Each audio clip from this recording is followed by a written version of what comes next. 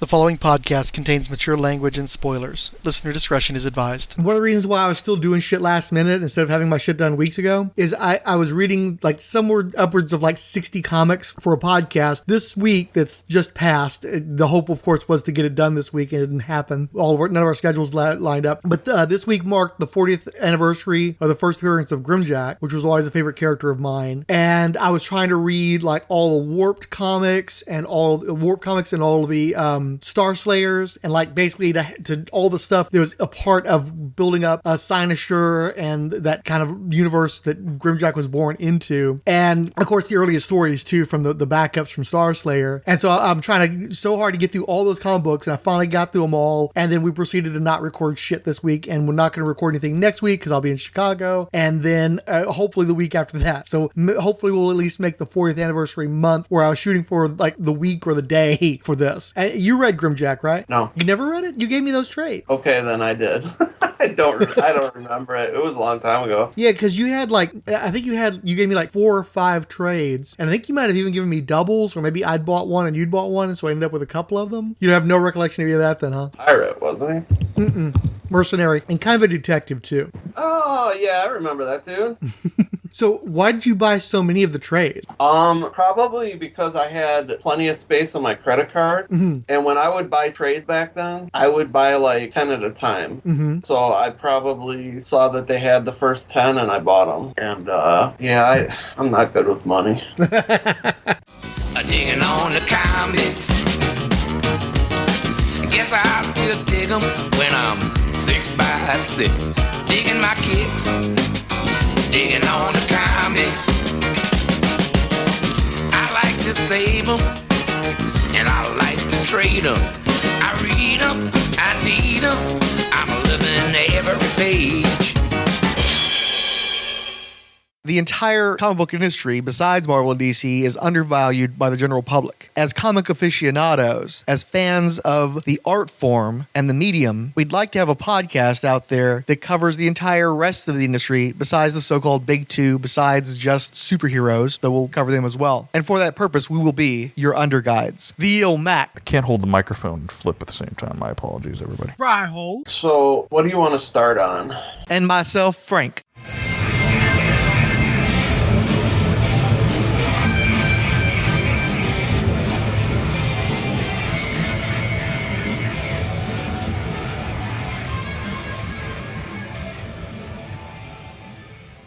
Mr. Fix-It was supposed to be in this recording. To the surprise of no one, he's not in this recording. Mr. Fix-It likes stage plays. Or at least he's seen some in his day, and he's got some strong memories of the ones he has seen. You and I have seen at least one stage play together. We saw Avenue Q a number of years back. Have you ever been big on stage plays? I don't know if I'm big on stage plays. I've been to several. So like I've seen like Wicked, and there was one that was like a Jack and Jill, and it was all puppetry, but they were like giant, like over life-size puppets, where there's like Dark Crystal shit. Yeah, kind of like that. So that the normal sized people looked like kids, but really they were grown adults. But like was it a fucking witch? What was it anyway, it doesn't matter. Right. It was all like super gigantic. So you had people in like black suits puppeteering these things. It was pretty cool. And I'm trying to think. I've been to a couple more. It's not like a thing that I'm like, oh, it's theater season. Better go get to Nutcracker again. It's not like that. And what about like adaptations to film, various musicals, stage shows, that kind of shit? Any of that really resonate with you? Is that really your bag now? No. You ever see stuff like, well, you've seen Grease, of course. And you've seen like Hair and that kind of thing.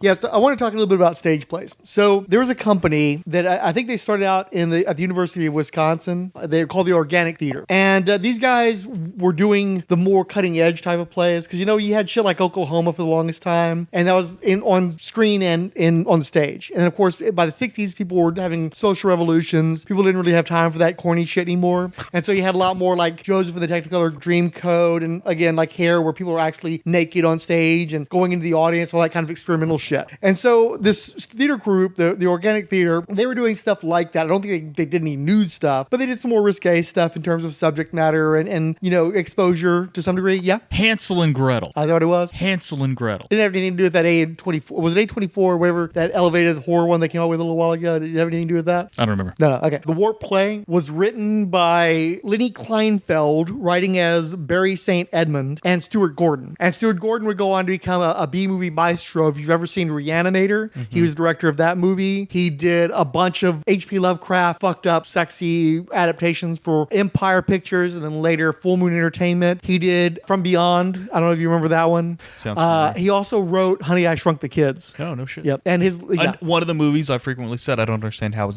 hasn't been rebooted at this point. Right, exactly. Of all the weird 80s nostalgia movies that never got rebooted, 80s, 90s movies that got rebooted, how did that one not? Yeah. When it was like a full-blown franchise. Yeah. But it is nice that Stuart Gordon finally did get to the movies. He just did a whole bunch of different movies that had nothing to do with war. Weird. Yeah. Stuart Gordon grew up in the Chicago area on Disney Comics because his parents didn't approve of any of the other ones. In high school, he got into Doctor Strange, The Mighty Thor, and later, Conan the Barbarian. He also started acting and improv, eventually putting together a troupe modeled after Second City. Realizing that he was a better director than an actor, he and his wife founded the Organic Theater Company at the University of Wisconsin, Madison in 1969. Following harassment by local authorities and venues over their provocative presentations, the company moved to Chicago's Lincoln Avenue Theater. After a variety of productions, Gordon and Lenny Kleinfeld developed an original science fiction epic based on their shared love of Marvel Comics called Warp. And so what they decided to do is try to do like an adaptation. I don't know if they ever pursued Marvel to actually adapt the Marvel characters. Probably not, because Stan Lee was such a media whore. I'm sure they'd have gotten the rights if they'd just gone to ask. But they're in Chicago. He's in New York. It's the early 70s. Nobody was going to that kind of trouble. So instead, they were just inspired by those comic books.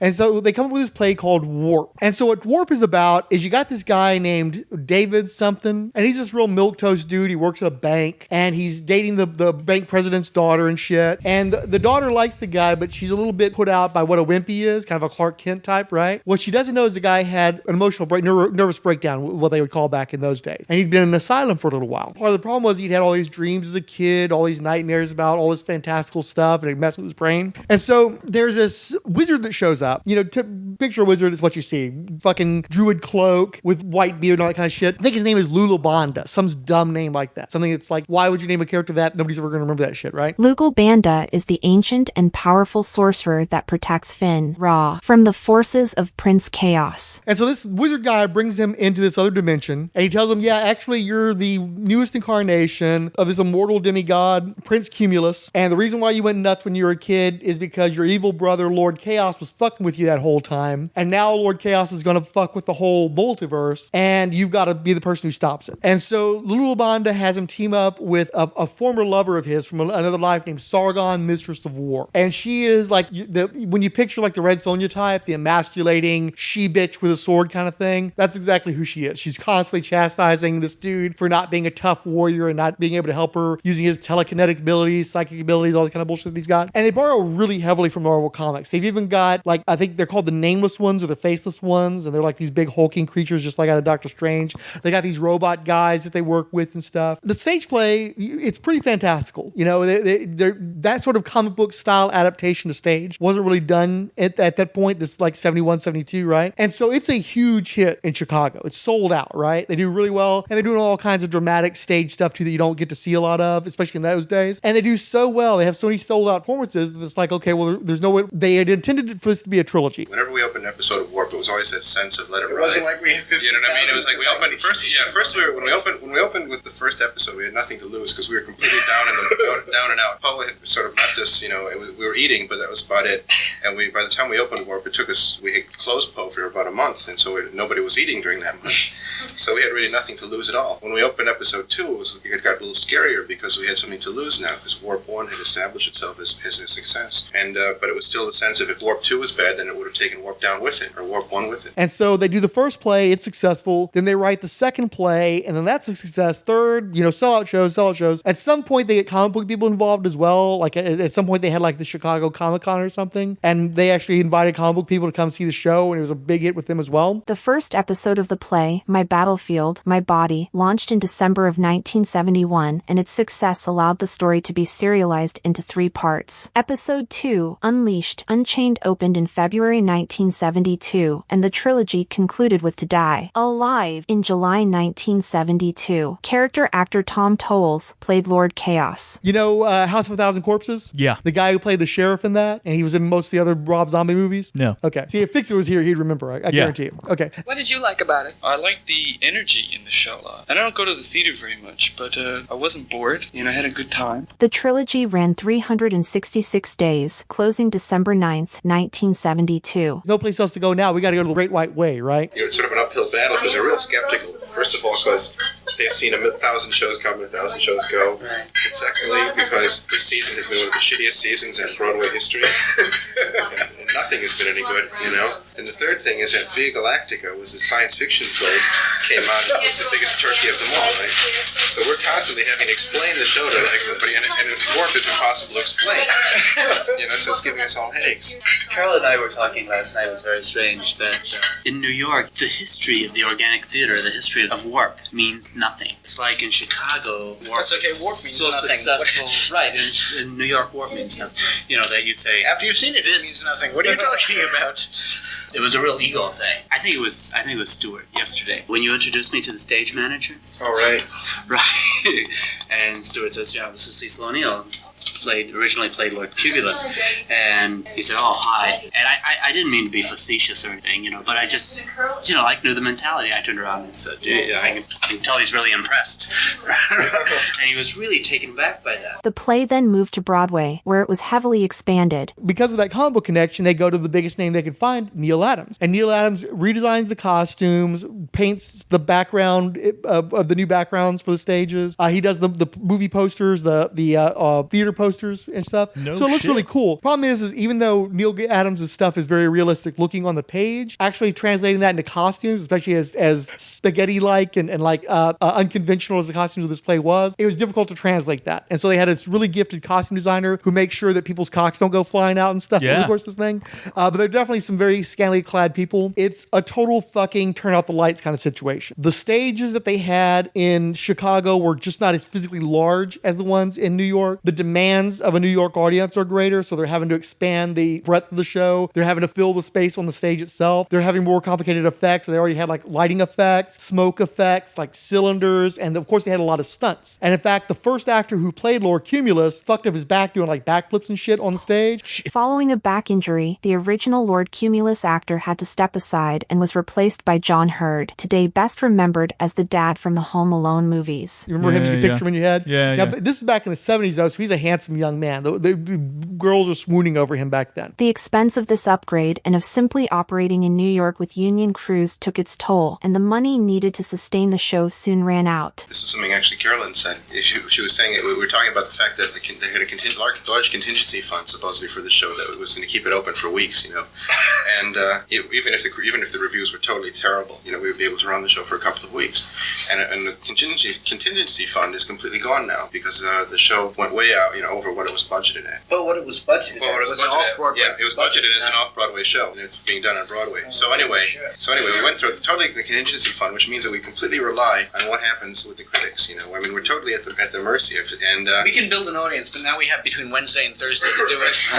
But anyway, Carolyn said she said, look, it's been that way every single time, and it was each time it was always the sense of the whole thing, being up for grabs, and it's now it's up for grabs again. We lived a couple of times on shows. We would live for 2-3 months in Chicago on a show that got completely bombed by the critics. We did that once or twice. The critics would come in and say, really destroy the show. And we would come through and sleep during the entire show. Right. Go home and write Right. And we would still be able to live off, live very meagerly, but nonetheless live off that show for 10 weeks until we had time to get another show up. Right. But there's no way. Not in New York. Unless it's really off Broadway. Off Broadway, you can do that. That's why I think New York is a bad place to get something together. That's why Chicago's a good place, because you've got enough people who are interested in theater per se, and then the critics don't have the incredible power that they do here. So that a show like Poe is able to happen. But the reason the critics here have incredible power isn't because the critics per se are literate, coherent, or know anything about theater. It's that everything is so expensive here, and the critics are and there's so many other things available. Face it, in Chicago there are only 10 other live entertainments on any given night, in the city available. So if you want to go to something besides a movie, Warp is Warp is 1/10 or 1/20th the entire live entertainment scene. If you're in New York, there are 50 or 60 or 100 other things on any given night, and so people have to pick and choose. And you cannot keep a show open for 3 more nights to wait until Saturday for the people to come and buy tickets, because those 3 nights will cost you $25,000-$30,000. Also, the cast didn't have any time to adjust to the new sets and more elaborate stage effects, a real problem for a show with so much physical action. I know at one point John Hurd was in like a cylinder that was filling up with either fog or smoke, and he liked to suffocate it because he got trapped in there and they had too much coming out, and they just had all kinds of production issues. So they stayed in previews for most of the time, for like months, right? And of course they're having to house this company and shit, so they're just bleeding money. Its first preview performance was on January 31st, 1973, less than 2 months after the old version had bowed in Chicago. Also, the thing that I'll never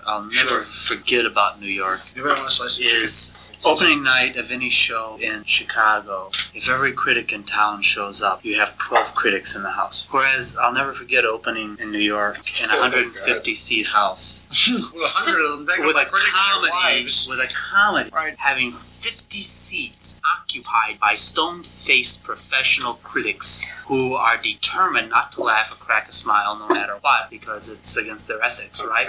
And it's a third of the house was sitting there. The best 33 1/3% of the house, as far as the seats would go, are sitting there occupied with critics. You have 50 critics there. No, we're going to have only filling 25. Up the center. We're only going to have 25 critics. So taking the other 25, as they walk into the show, we're going to lead them into the back alley. And it's going to be the St. Valentine's Day Massacre. Have you decided which ones? We have a little list, yes. Drawing lines. You don't have any indication of how it's going to go, do you? We got one review so far from Fordham University, which was very Catholic and very incoherent, but sort of vaguely favorable. The critic urged people to see the play, but you really couldn't tell why. I don't think she knew either. Well, she knew because she wanted to fuck John Hurd. Right, she wanted to know if John Hurd was married, but other than that... But people have been reacting well, right? Yes. Yeah, the audiences have liked it. We've gotten, I'd say, about 2.5 standing ovations. We got a standing ovation the other night, but it was only 7 out of a crowd of 500. The greatest thing was to sit in the audience yesterday. The immediate reaction after the show was over from all these people around me who were complete strangers, right? Were them turning to each other, who were strangers to each other, and saying, "You gotta see episode 2? You gotta come back for episode 2? Yeah, I wouldn't miss it for anything." Which was like... They were probably there on comps. I mean, in terms of my present, it's still the same as Chicago. It completely consumes your whole life. And it's a very crazed, manic stage. Whether in New York or Chicago, 3 days before a show opens. And in New York, it's just a matter of degree. There's no real difference. It's just more crazed here. There's more money at stake, and there are more personalities to deal with. But it's the same completely unreal feeling of that, you're standing on solid nothing. And that doesn't change until the reviews come out one way or the other. I'm just personally at the point where I'm not particularly rattled. I just want it to be over with. I want it to be Wednesday at 11:30, and I want to be, the phone to ring and the guy from the Times to call up and read us Clive's latest pronouncement. The Broadway opening was on Valentine's Day, and it closed 4 days later on February 18th, 1973, a single weekend. Is savaged by critics, hemorrhages money, doesn't go anywhere, closes down, and everybody basically has to tuck their tails up under themselves and go back to Chicago. And that's the end of the Warp saga, right? Is it on YouTube? No, I've tried to find this. I tried to find something about Warp. No, yeah, I'm curious of what the play looked like. Someone send us Warp. Somebody had to have recorded the show. I want to see it. I actually found recordings with the two writers, the writer-director and the original star, the guy whose back got fucked up and ended up being in the Broadway version. So there's like a half hour or more of, them drunk and bullshitting, essentially. And so I found audio, but as far as video, I can't find shit because I gotta say, though, the way it's been described, Neil Adams visuals, there's photographs, special effects, yeah. There is no way it's as good as what I've got pictured in my head. So, it's probably best that we don't see it. Right. It's probably better as a fantasy than I feel like I'm picturing this crazy production, but it's really just like high school drama class turned up maybe like a little bit, right? Is probably what it is. Well, what gets me is they're doing a remake of The Toxic Avenger. And I was talking to some guys online where they're like, yeah, we watched that. We loved that shit back in the 80s. And we look back at it now, it's like, holy shit, this is terrible and so problematic. It's like, because we were so desperate for anything remotely comic book-like that was good enough in that day. And now it's like, we've seen Marvel Revolution and shit. That stuff just doesn't hold up anymore. I'm pretty sure Warp is the same way. It's like, Warp was around pre-Star Wars. And so if it was one of those Battle of the Stars, Ice Pirates kind of things, if it had managed to come out in that time period, it might have been good enough. But decades later, probably not.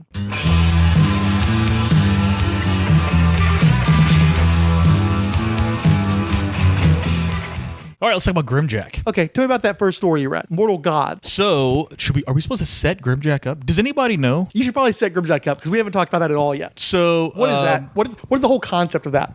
GrimJack. This takes place in the future. The future. What's the name of the city? Sinus. Okay, so here's the thing. All right.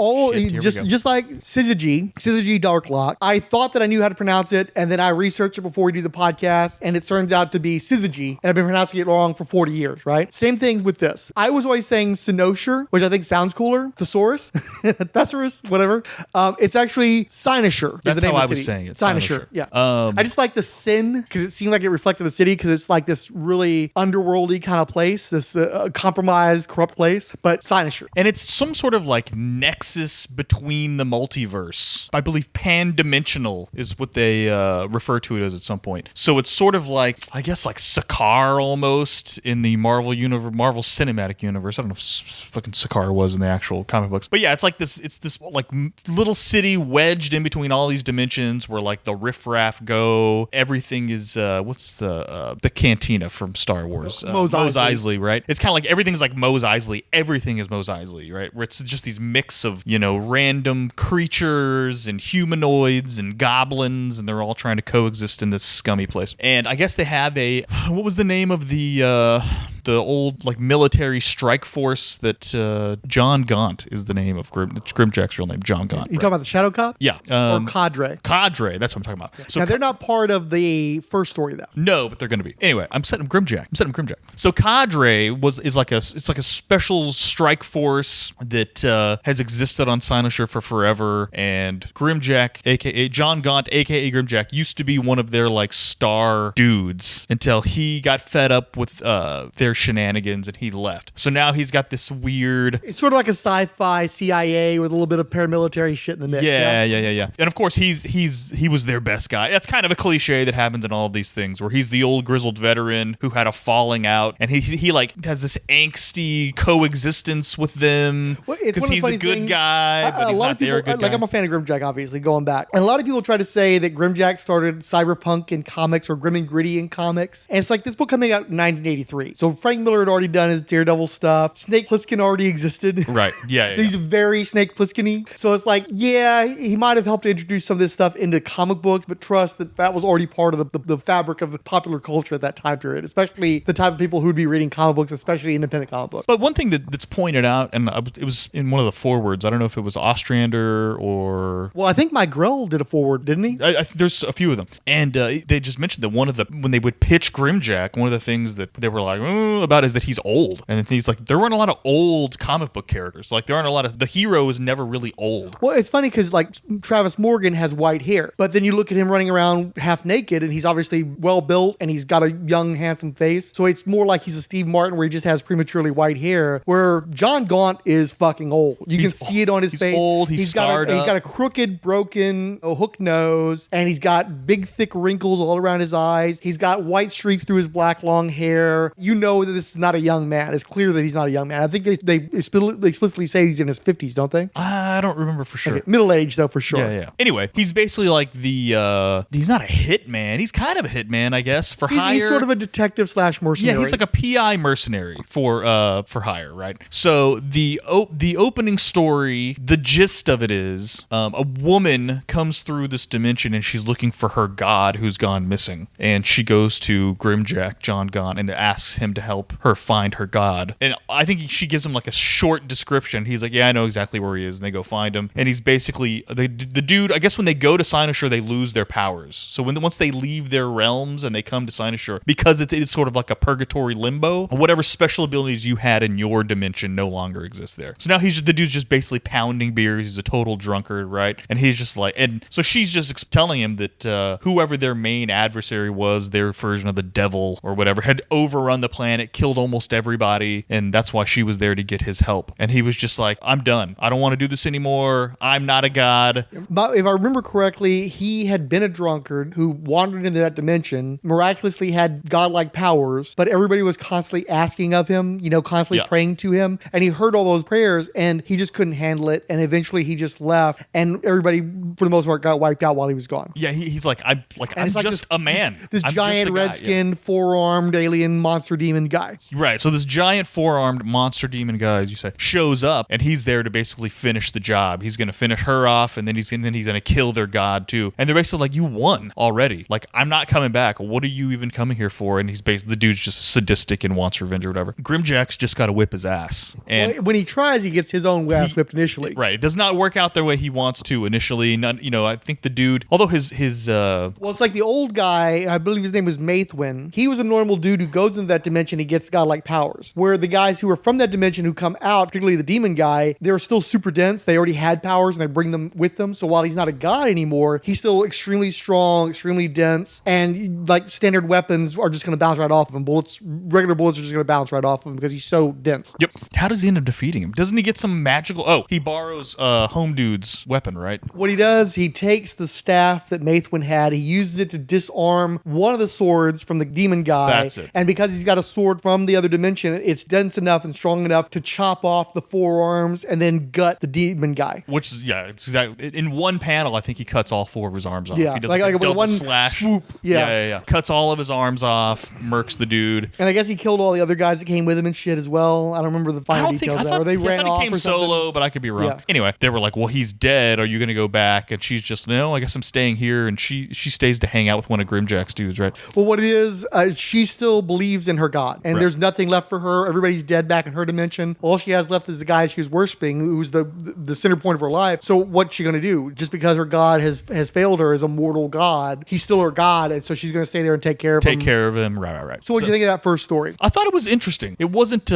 what I was expecting. I think I had a little bit of GrimJack confused with Jonah Hex, another comic book that you were with a grizzled, scarred up dude. And I was like, this isn't a Western. And then I was like, you know what? I think I'm confused here. This isn't a Western. But I liked it. It had some funny moments in it. It was a little more violent than I was expecting. And then it also had this sort of quirky commentary on the god who's actually just a man who just broke under the pressure that I wasn't really expecting either. So it was a cool start. Tim Truman's the artist, right? It looked really good. The first couple issues look really, really good in this book. Although I'm not really sure about the reproduction. Sometimes they reproduce the stuff in this glossy stock paper. It's like the colors are like pastels, right? We're definitely going to go get back to that later on. And see, with me, I had read it when it was serialized as a backup feature in another comic book on really shitty paper. Obviously, the art and the colors were produced for that kind of paper. They knew what they were getting into. And so I think that they pumped up the color to counteract that. And what we've seen a lot with, especially these Silver Age comics, when they get reprinted on that glossy stock, is they're just like,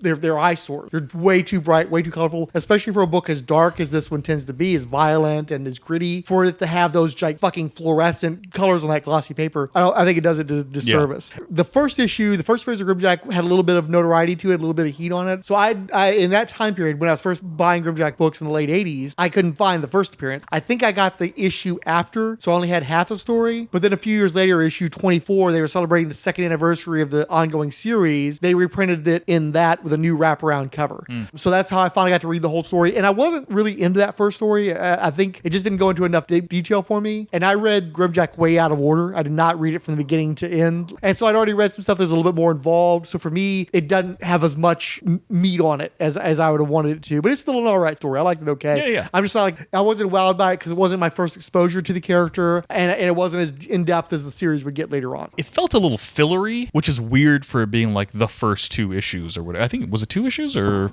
could have just been one? It was the first 2 installments of the backup It's series. a little tough in the trade to tell when the issues stop. Understood. Well, and also too, you read it in the trade paperback collection, The Legend of GrimJack. So you not only got that 2-parter, but you also had a prelude story, a brand new introductory story that runs about 8 pages where they're introducing a whole bunch of characters that are going to be involved in the series as it progresses. So that was a brand new segment for that collection. Is it? Okay. Yes. Didn't realize that. So they're running around, they're introducing Munden, who's the bartender at Munden's Bar, which is the place where GrimJack hangs out and owns. Or when they introduce Blackjack Mac and Goddess, Skeevo, not Skeevo, the Lizzigator. What's his name? What's the name of the lizard that hangs out with him? Bob the Lizzigator, yeah.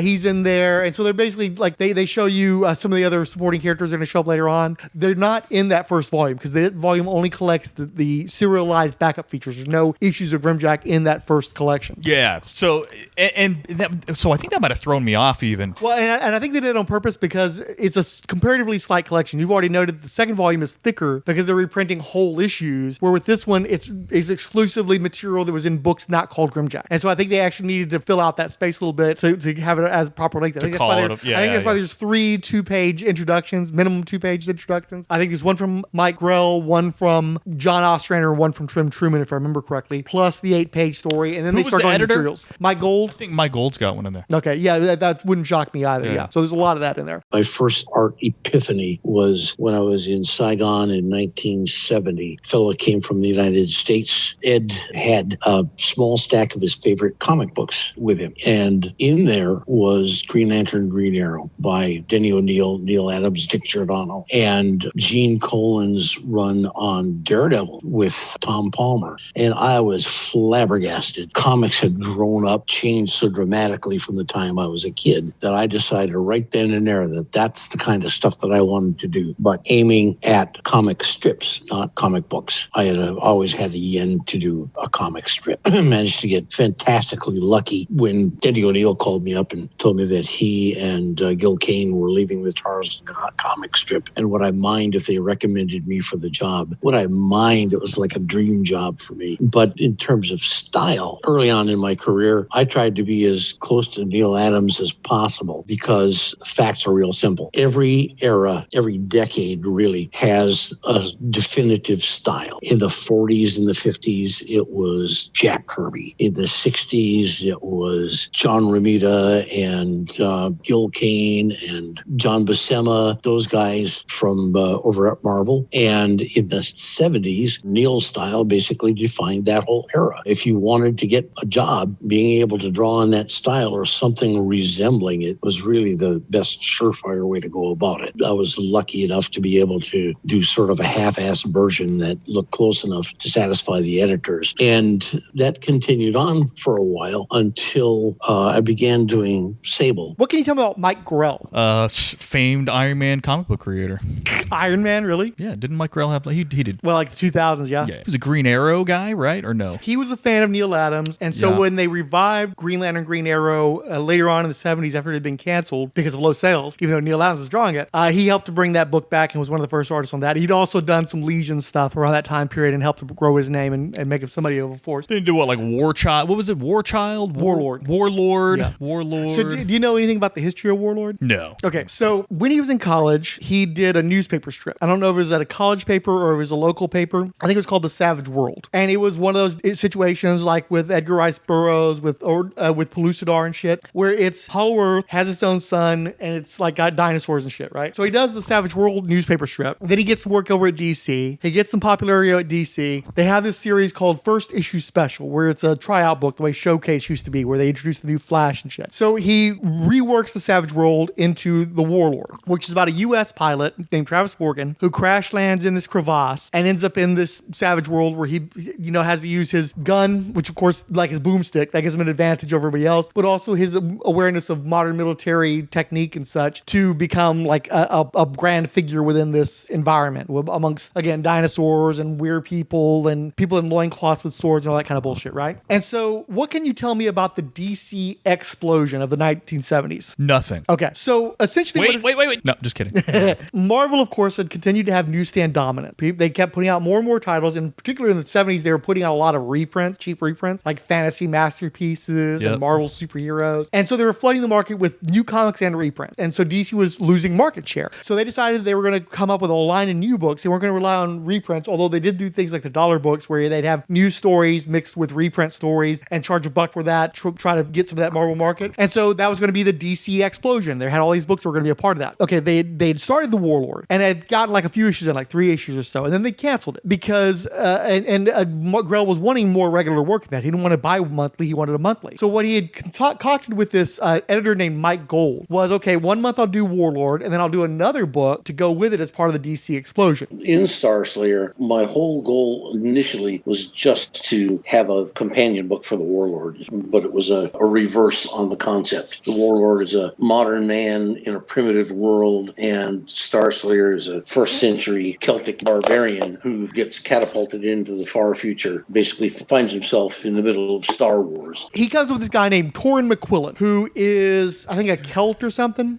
He's got longish black hair and a mustache, and he had fled from the encroaching Roman Empire, right, to, I think, Britain or Ireland or some shit. And so he gets married and he has a kid, and he's tolerated by the clan that he's a part of, but they know that he's not really one of them. And so when these Romans start to come in, he's like, these guys are nothing but trouble. We need to cut all their balls off, slit all their throat. Don't let them have an inch, because otherwise they're going to come and they're going to ruin everything. And his father-in-law is like the leader of the clan. He's like, no, we're going to work something out. We'll do diplomacy. We'll make this a thing. And so Torrin's like, nah, guys. So it's like him, his wife, his kid, and a buddy of his. They all fucking flee into the woods because they know shit's going to go bad with the Romans. And sure enough, the Romans just start taking over everything and being dicks like they always were. Classic Roman shit, right? And so the Romans start to catch up with them. So Torrin's like, and his friend I think only has one hand and shit, is like, look, I'm going to probably do better fighting these guys than you are. I'm going to slow these guys down. You guys keep going, escape, and I'll take care of the Romans. So he goes to fight the Romans. He's chopping them up. He's doing pretty well for himself, but he's still completely outnumbered and really outarmed too, because I think he's got a sword, but they've got spears and swords and armor and all this kind of bullshit. So eventually he loses an eye, and he basically has this final leap where he's going to go and try to kill as many of the Romans as he can. And in the split second before he's going to plunge onto their spears, he disappears. And then he appears in the far future, like the 30th century, like sort of the Legion times, right? He's with a woman named Tamara, and she's got this long black ponytail, and she's basically running out of the bikini. She looks like somebody who's dressed like bubbling. You remember the bubbling phenomenon of the 90s and early 2000s, where somebody would take a picture of somebody in a bathing suit and they would put like a bubble mask over it and make it look like they were naked because the bubbles would cover all the parts where she looks like she's wearing bubbling, essentially, right? Very provocatively dressed. And I think she was supposed to be based on like Barbara Steele or some shit. And so what she's done, she's pulled him out of the past the moments before he's going to die, because she needs somebody to help him to save the far future. What's happened is the sun is going supernova because as things were deteriorating, Earth had expanded throughout the rest of the solar system, and they genetically modified people to live on Mars and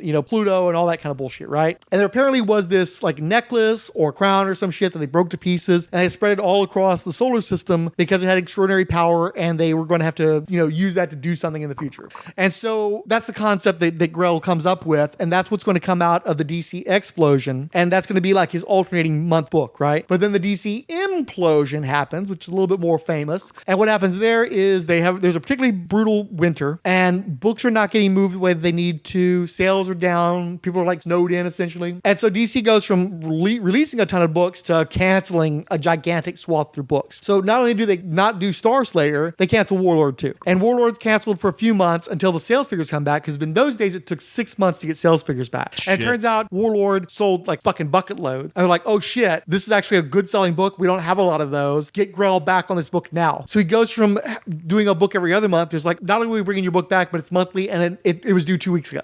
Get to it. And so he's just racing to try to get Warlord out. And that's how I know they didn't produce any pages for Starslayer, because a lot of that material got turned into the stuff that they canceled, the stuff that they were going to put out and didn't come out. A lot of that stuff got turned into backup strips and other books and stuff, or they would come up with like a one shot and put it in there. And if he's behind on Warlord, he could easily have done like a 12-page story and then run Starslayer as a backup strip and get it introduced to DC. But they don't do that. So I know that no pages were actually produced, which ends up being sort of a saving grace for this property.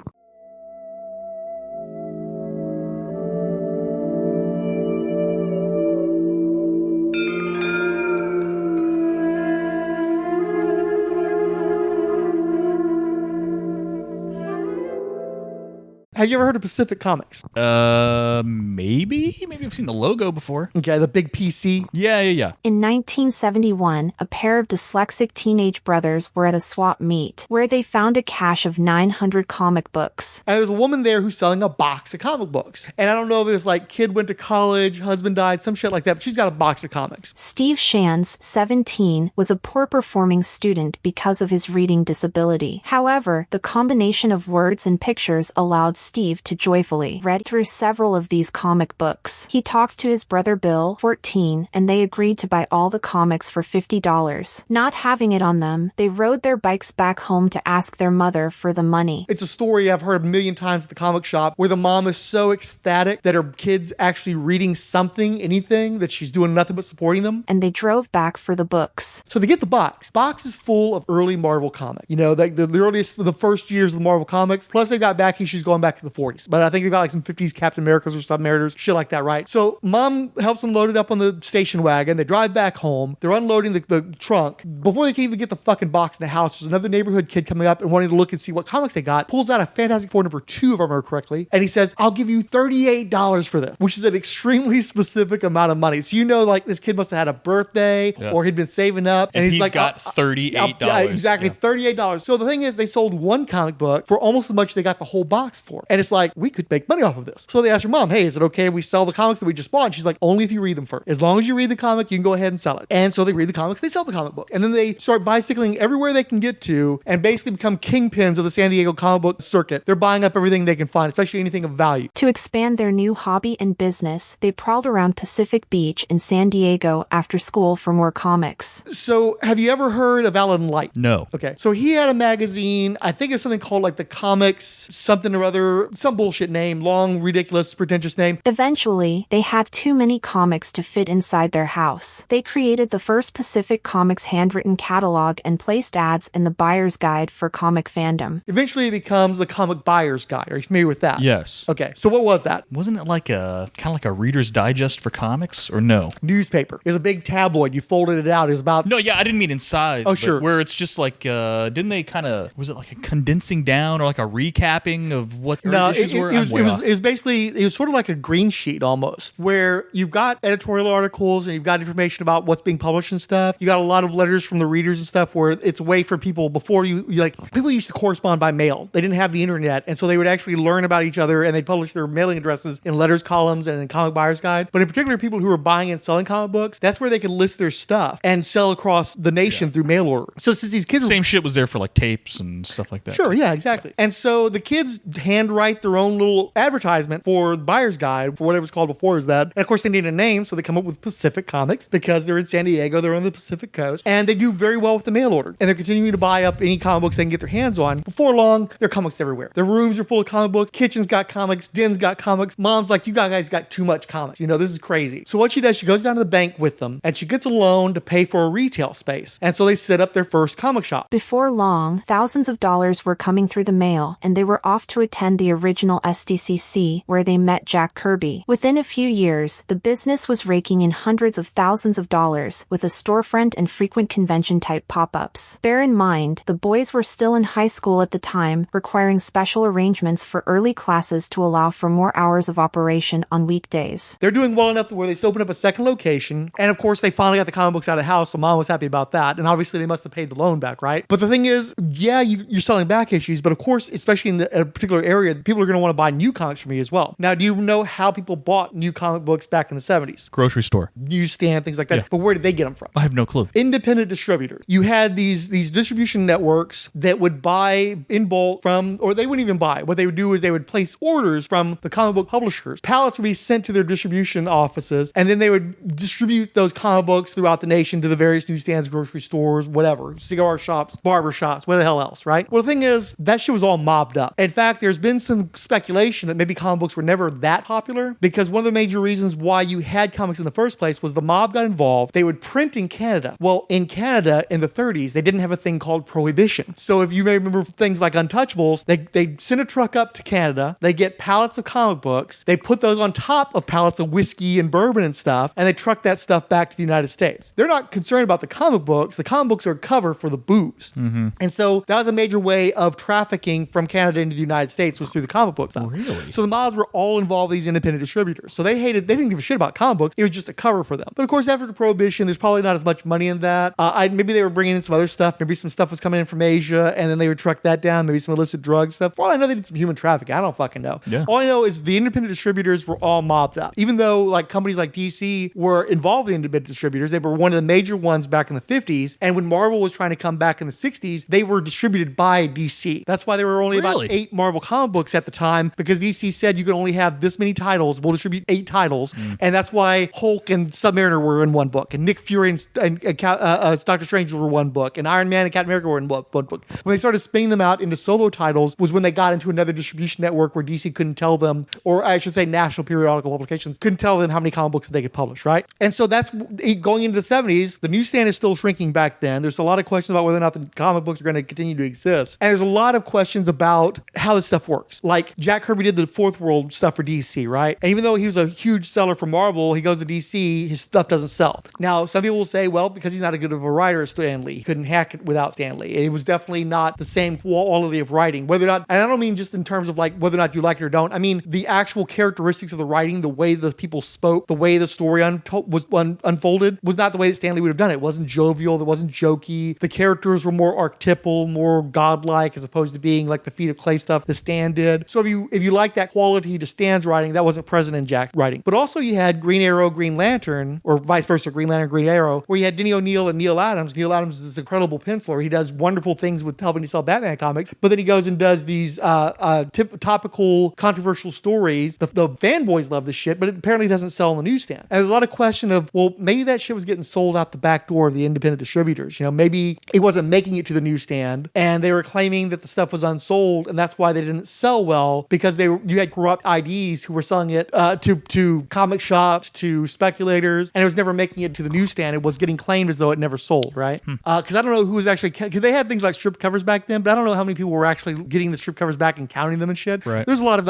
opportunity for fraud. So these Shanes brothers, they're like, well, they go to the independent distributors, they're getting copies of the new comic books. They're not necessarily getting them in the best condition. They're not getting consistently the same titles over and over again. And literally, the IDs fucking hate these guys. They hate all these fucking fanboys. They hate anybody who's going to make demands of them and actually want them to produce comic books and get it to them, because they don't give a shit. This stuff is trash to them. These are guys who mobbed up guys who in the 50s saw this as juvenile delinquency shit. They was sending people to the devil, sending them to do drugs. They had utter contempt for comic books, and they weren't really that profitable, so they didn't want to fucking deal with this shit. They were making more money off of pornography and stuff, you know, the men's mags and stuff. So they didn't really want anything to do with this shit. And so you had another guy named Phil Suling. You know who that is? No. Okay, so Phil Suling is the first guy who had the idea of like, why am I going to an independent distributor? Why don't I go directly to Marvel comic books and get them to sell me this stuff wholesale? Because usually with independent distributors, it was like any other periodical. It would go to the newsstand, and the grocery store, the cigar shop, whatever, they would get like a small cut. They would get something like 10, 15, 25% of the cover price to sell it. And if they didn't sell it, they were under no obligation. They would just send the strip covers back, and they wouldn't have to pay for the ones they didn't sell. But they also didn't make a huge profit off of that. They only made a little fraction of it. So Suling's like, why don't I go to Marvel and I'll give them, you know, half the cover price or 40% of the cover price or some shit like that. And then I get to keep the rest, and I'll get better quality, and I'll have more control over what I get. And Marvel's happy to sell to whoever comes with them. And they're having the same problem that everybody else is having, where you've got these corrupt distributors who will get a pallet for comic books, just up and decide, I don't want to fuck with it. And they'll just leave it there to rot, and then they'll send it back. And they never even tried to distribute it. And they're just eating the expense of printing all these comic books. So Suling gets this started, and he's the first direct sales market operation. And he, of course, is sub-distributing to people like the Shanes brothers. But the Shanes are like, why are we paying this guy? Why don't we go to Marvel and cut our own deal? And what they ended up doing is they got together with a number of other distributors, and they basically were, I don't remember if they petitioned Marvel or if they outright sued because of the monopoly that Suling had, because he was the guy who went to them first and got like exclusive rights at the time. So this group gets together, they get Marvel to sell to them too, and eventually they also get DC to sell to them, because DC's part of a big corporation. They've always had a slow-moving corporate mentality. So I don't think Suling was getting DC books, at least not at first. It was probably late in his time as being the independent monopoly, or like early into the collective getting together and saying, we'll buy stuff from you directly. And of course, DC needed to sell just as much as Marvel did, because at least Marvel was selling on the newsstand. DC wasn't even managing to do that shit. So the Shanes become, one thing too is if you read online, there's some guys that have written about the early days, the wild, wild west of the direct market, and talking about like people would do stuff like they'd fly stuff to certain warehouses and they'd sell to the warehouses, and they'd do all this cutthroat stuff. because they're competing with each other. And they're basically like little kingpins. They're trying to carve out portions of the U.S. You got Bud Plant at one place. You got the Shanes brothers. You got Phil Suling. You got all these different guys,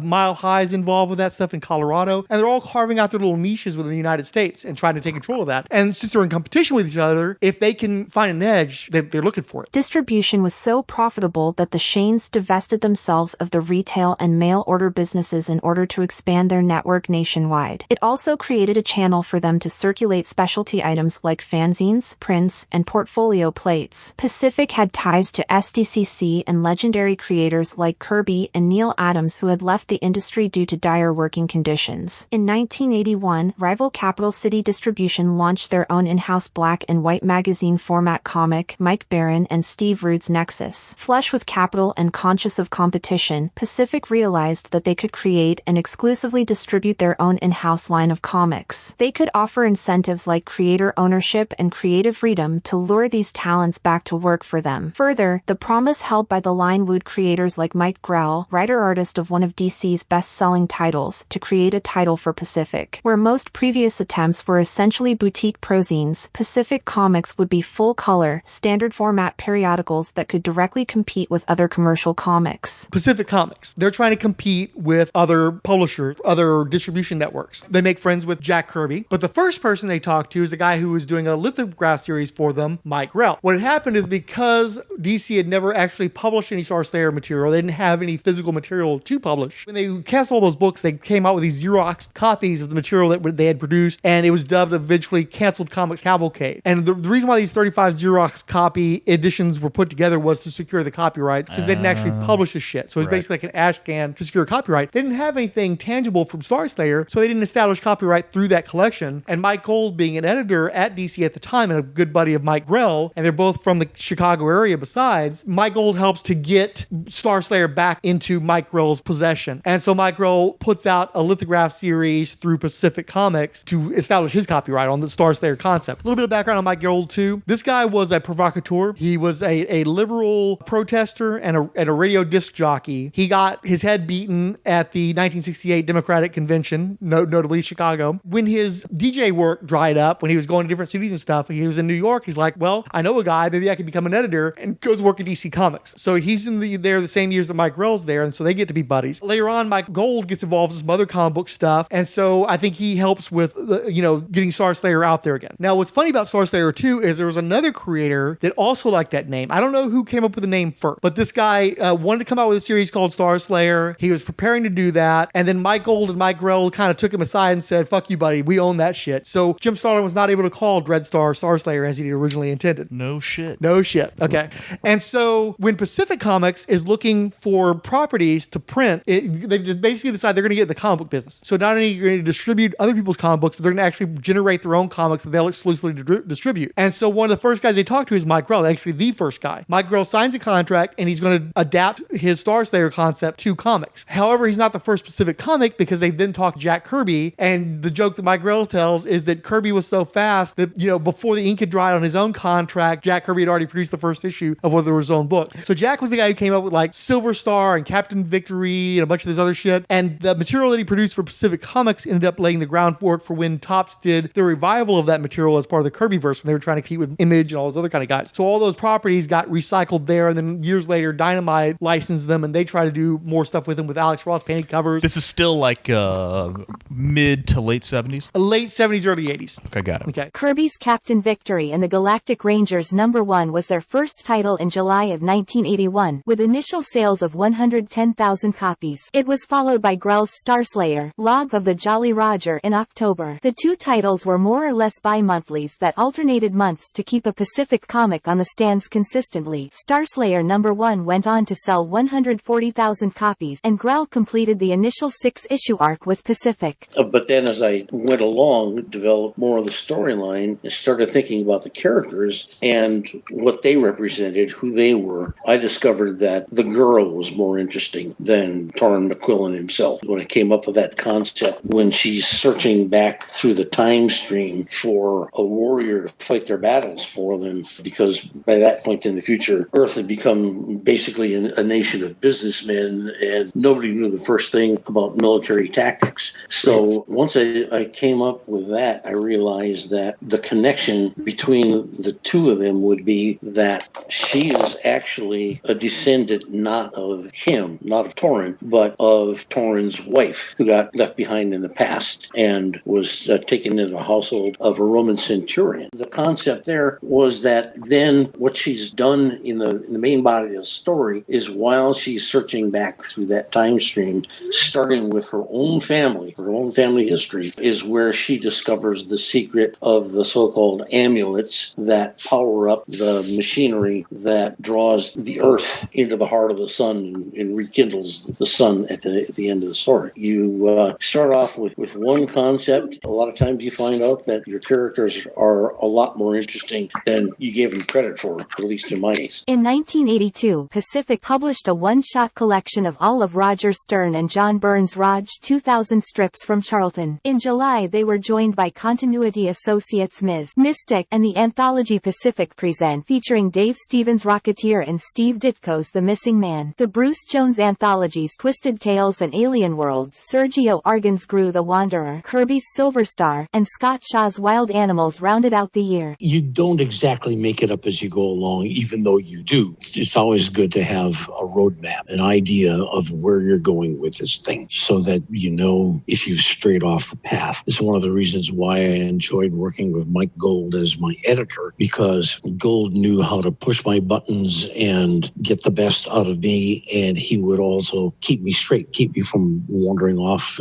into La La Land someplace. 1983 brought Roy Thomas and P. Craig Russell's adaptation of Michael Moorcock's Elric of Melnibone, the Bernie Wrightson reprint series Master of the Macabre, Gray Morrow's Edge of Chaos, Jones and Anderson's Somerset Homes, the anthology Vanguard Illustrated, Campbell and Hampton's Silverheels, Mackenzie and Broderick's Sunrunners, and many more. In 1983, Marvel Comics began to aggressively push back against the growing market share of independent publishers with expansions in their own publishing, especially new miniseries and high-end reprint editions, which more than doubled the total cost of following their output from year to year. Worse, while Pacific Comics remained very profitable, their publishing competitors were leery of being distributed by Pacific, fleeing to alternatives and stiffing them on their own dues. Further, Pacific had hundreds of dollars in debts owed by retailer accounts that were slow to pay back, and they kept too much inventory that stopped moving when Marvel's ploy ate into overall sales. In an event later dubbed Black September, Marvel's initiative hit a critical mass, putting rivals out of business. So Mike Grell's working on Starslayer. He gets out 6 issues, but there are some problems. I think that maybe the paychecks weren't coming out on time. Grell was a little concerned about the company's sustainability. There's also a big problem because what Pacific runs into is that they are producing comic books while distributing comic books, and people who are having their comic books distributed by them aren't big fans of also being in direct competition with them for fan dollars, because they're trying to sell comic books to a guy who are selling their own exclusive comic books. So there's a conflict of interest there, and it causes some problems. I noticed over the course of the Starslayer series, and again, he only does the 6 issues, where it seems like it gets truncated rather quickly. Like it feels like they're setting this thing up where they're going to go planet to planet and gather these pieces of this crown or this necklace or whatever it is and gain power and such. And then all of a sudden it goes from being something that feels like it's going to run for a year or more to like 3 or 4 issues in. It's like all of a sudden, oh no, we've gathered all the pieces together and now we're going to go do the thing we're going to do. And the thing that we're going to do, it's really not super clear, but basically what happens is they go to the sun, they gather the parts of the crown thingy, they go back to the sun, they activate a device that's supposed to, I think, push all the planets further away from the star, the sun star, and they're going to expand the sun so that it grows hotter and ends up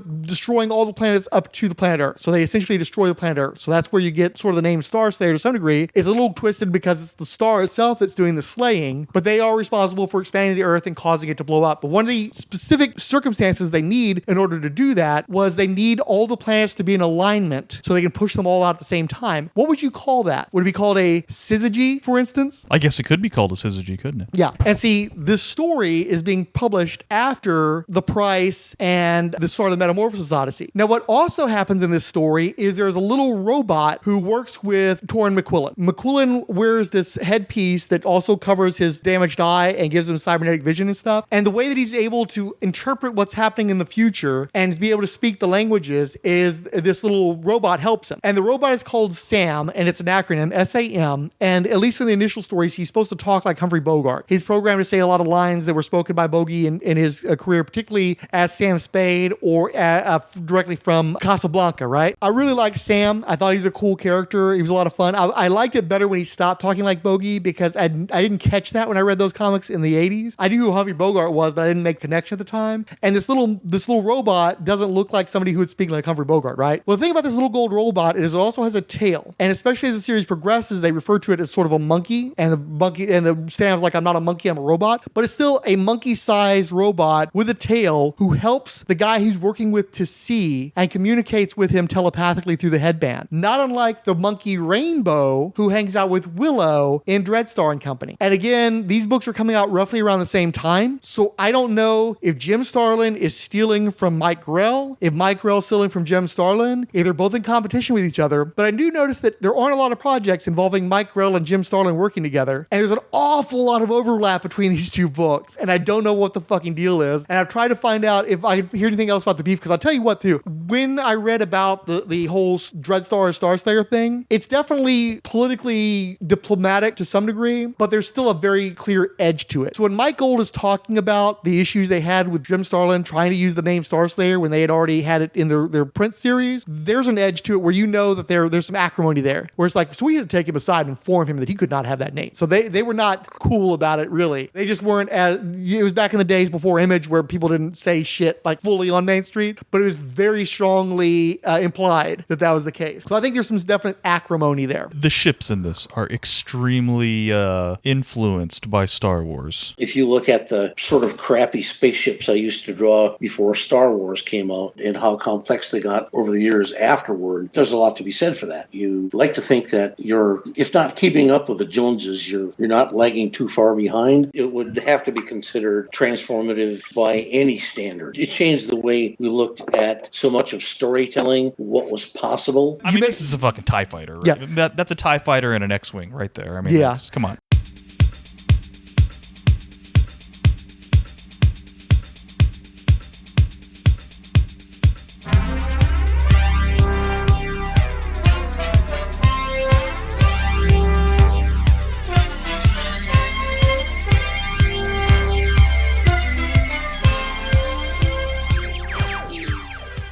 Going back to the 1970s, you mentioned Star Wars. Star Wars obviously changed everything. And not only did it change everything in movies and pulp novels, in television series, but also comic books. Everybody wanted something that looked like Star Wars on the stands. And you know, something that looked like Star Wars was a stage play called Warp that everybody had seen in the early part of the 70s. And so I think there was a talk about, well, we should do a comic book. And the guys who own the rights, they brought the play back out in Chicago, and it becomes a hit all over again. And so they're talking to publishers like Marvel and DC about adapting it to comic book. And in 1980, the producers reached out to Mike Gold to complete the cycle of adapting Warp into comic books. Mike Gold had also been a part of the Chicago improv scene, studying under the legendary Del Close, and was also a political activist, DJ, and underground journalist, among other pursuits. Between gigs in New York, Gold went to work at DC Comics, where he helped to quadruple their early direct market sales before returning to Chicago. In developing the Warp comic, Gold put together interested parties to launch a new comics publisher, and First Comics was born. Taking advice in terms of, well, this is what the market likes. And I would take him to conventions and meet different editors and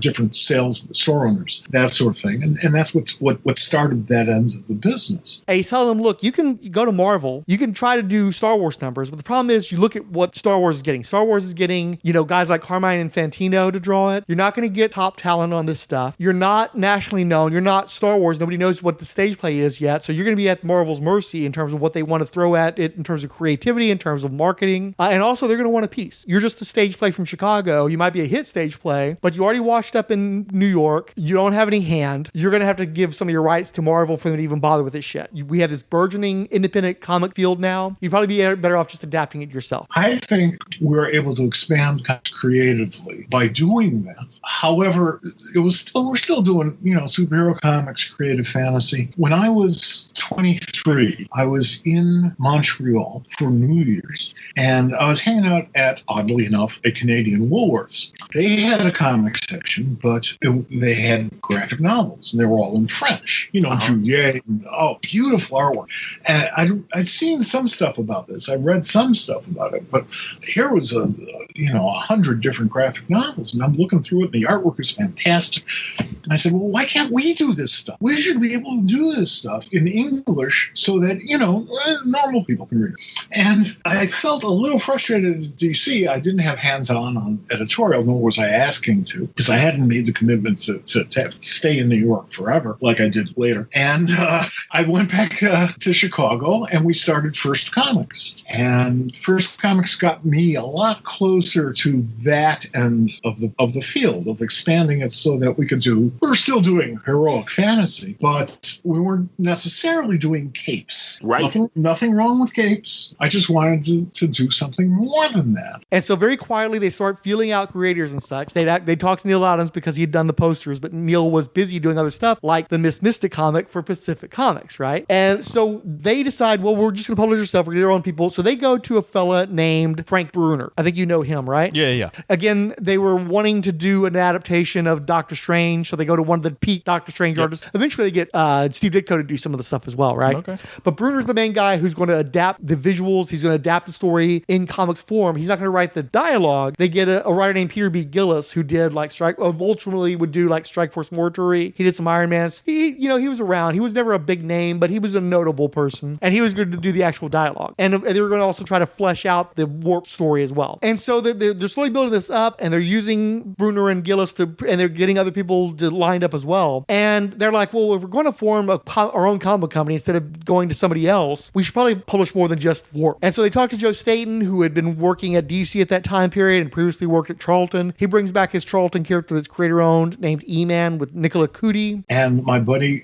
Mike Grell and Howard Chaykin and all these remarkable people. Then from there, I got the phone call from my editor pal, Mike Gold, who's been instrumental in so much of my career. He was part of the newly formed First Comics out of Chicago, as in First Comics, then Drugs, then the babysitter winds up in the freezer, that sort of thing. We never got to the babysitter in the freezer part, but they gave me carte blanche to do essentially what I wanted, any kind of story, any subject matter, anything at all. And that's how I came up with Sable. Sable reflects my lifelong interest, passion for Africa. Again, hearkening back to Edgar Rice Burroughs, but also because I grew up in a part of the country, northern Wisconsin, 100 miles north of Green Bay, where the overall economy of the area was so depressed. During the Kennedy administration, we were tied for first with Appalachia for the most depressed area in the United States. And if your dad didn't hunt, you didn't eat meat. That's all there was to it. So I learned to be a hunter, I learned to really love the outdoors. And I was looking for the kind of high action story that would draw out the best in me in terms of being able to create the storylines, but also inspire me to do my best artwork. Intended to be an ongoing series, Starslayer ran into problems that delayed publication. They're friends with Mike Grell, and Mike Grell's already publishing at Pacific, but he's like, well, I have another thing I want to do now anyway. I want to work on this freelance mercenary type character. So he sells them John Sable, and so he's going to publish that with them. Well, I've also got this concept Starslayer, and I'm going to pull it from Pacific anyway. I'm not going to draw it anymore, but if you guys want to write the Starslayer, we'll do that. So eventually Starslayer comes over as well. Expressing concerns about Pacific's solvency, Grell moved his property to First, shaking the confidence of other Pacific talents, as well as comics retailers. Then from there, I got the phone call from my editor pal, Mike Gold, who's been instrumental in so much of my career. He was part of the newly formed First Comics out of Chicago, as in First Comics, then Drugs, then the babysitter winds up in the freezer, that sort of thing. We never got to the babysitter in the freezer part, but they gave me carte blanche to do essentially what I wanted, any kind of story, any subject matter, anything at all. And that's how I came up with Sable.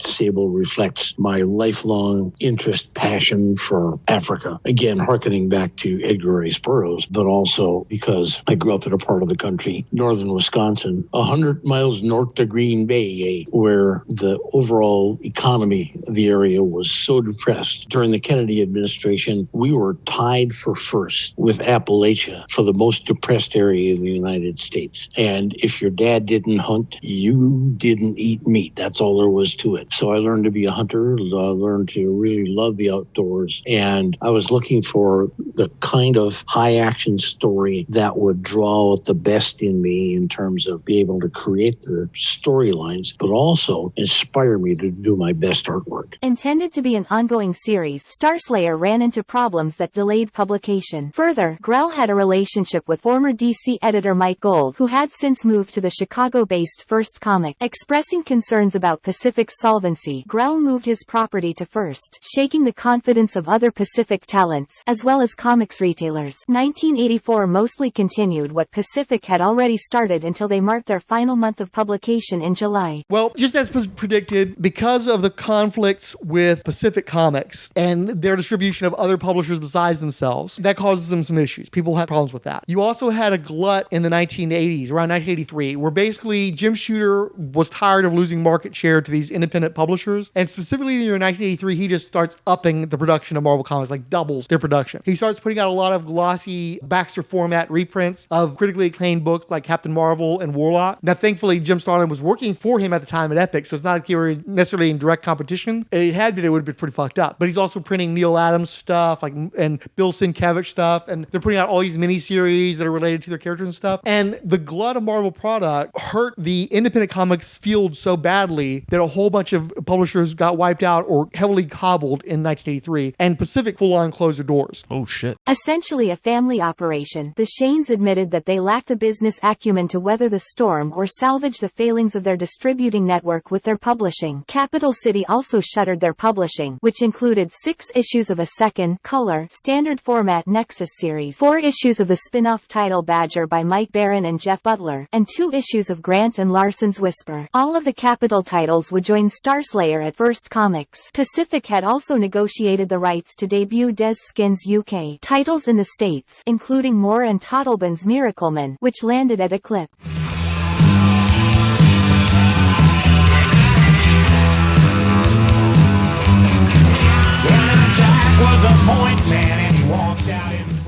What would you like me to look at now, sir? Well, since we were talking about GrimJack just now, why don't you go ahead and talk about the second story, Buried Past? It has, 5 issues? 4 or 5 issues, something like that? Oh, you're going to have to tell me. Again, it's in a trade, so I kind of just... you can tell every now and then there's a break, but, you kind of just keep reading through. That was the vampire story, right? So, it opens up... Is it Cracker, his friend?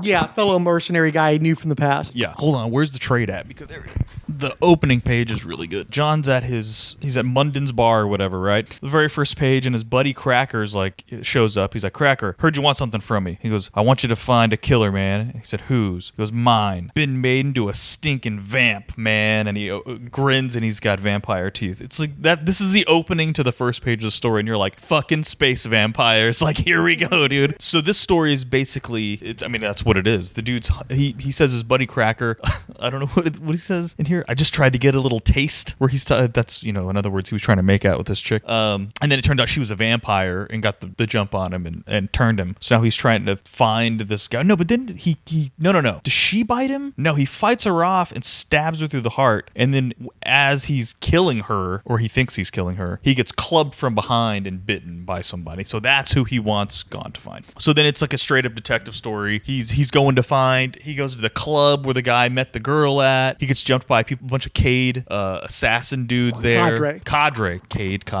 Don't feel bad. I used to say Cater. And so my stepsister one night, her boyfriend or husband of the time wanted to play like a role-playing game. And so I went over to their place and I played a game with them where he had me get treed by a bear, and it was lame. And so then I turned around and tried to do a role play where he's in a role like GrimJack's and I'm borrowing a story element from GrimJack. And I'm saying Cater, and he's like, don't you mean Cadre? And I'm like, oh shit, yeah, I probably do. I don't know what I'm talking about. I'm an ignorant young kid. So that's how I learned it. So anyway, these dudes try and, I don't know, he got runs into them there. And there was are they here for me? Are they, what are they doing here? So he ends up just murdering these guys. These are the guys with all the Halloween shit, right? Yeah. I love those characters where you got a guy with a Harlequin Squad, I think is what he calls them. Yes. Where they've all got pumpkin heads and tater sack heads, and they all look like serial killers in 80s slasher movies, but more extra Halloween-y. And I just, those characters were so, impressed me so much as a kid when I was reading those strips. ship in Starslayer. There's one of the dudes he goes to who's trying to kill him has like a blow dart, and he goes to shoot the blow dart, and GrimJack throws a knife, and it splits the blow dart down the middle and goes straight down his throat.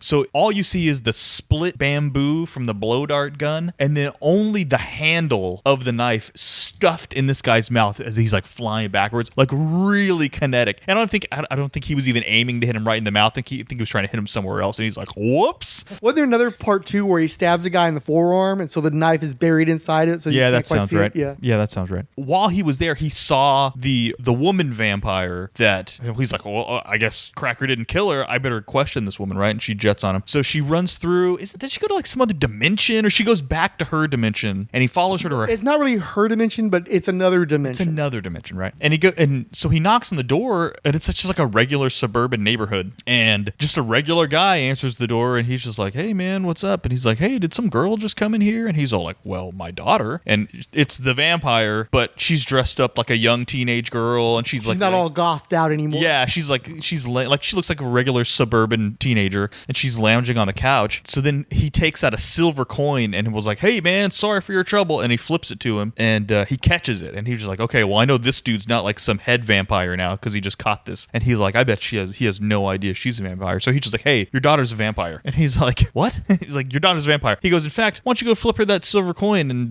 look, if she catches it, keep the coin, I'll go on my way, say I'm sorry, it was all a mistake. And he's like, so go ahead and do it. So he flips to her, and she's like, Dad, no! And she turns into this huge like bat monster. GrimJack just fucks her up. And then apparently the way you have to kill, I think he hits her with like some garlic dust and all sorts of stuff. And then finally he's talking about how you have to like do these certain steps to kill a vampire. So he chops her fucking head off in their living room in front of her father, takes the body, dumps it in the bathtub. I think it's worth noting that she's been feeding off her father as well. And so he mentions that he probably tossed her the coin because somewhere inside of himself he knew what was happening, but he was suppressing it. But they show like those deep neck wounds of his, and like him basically detoxing when he sees his daughter vamp out. Yeah. And but like the scene after he dumps her body in the bathtub. Oh, and he also stuffs the severed head with garlic, if I remember correctly. Yeah. He stuffed the head with garlic, and you got to do all this other. But the body in the bathtub, it doesn't show you explicitly the decapitated body, but like her hand and arm are like spilling out of the bathtub, and like maybe like a foot,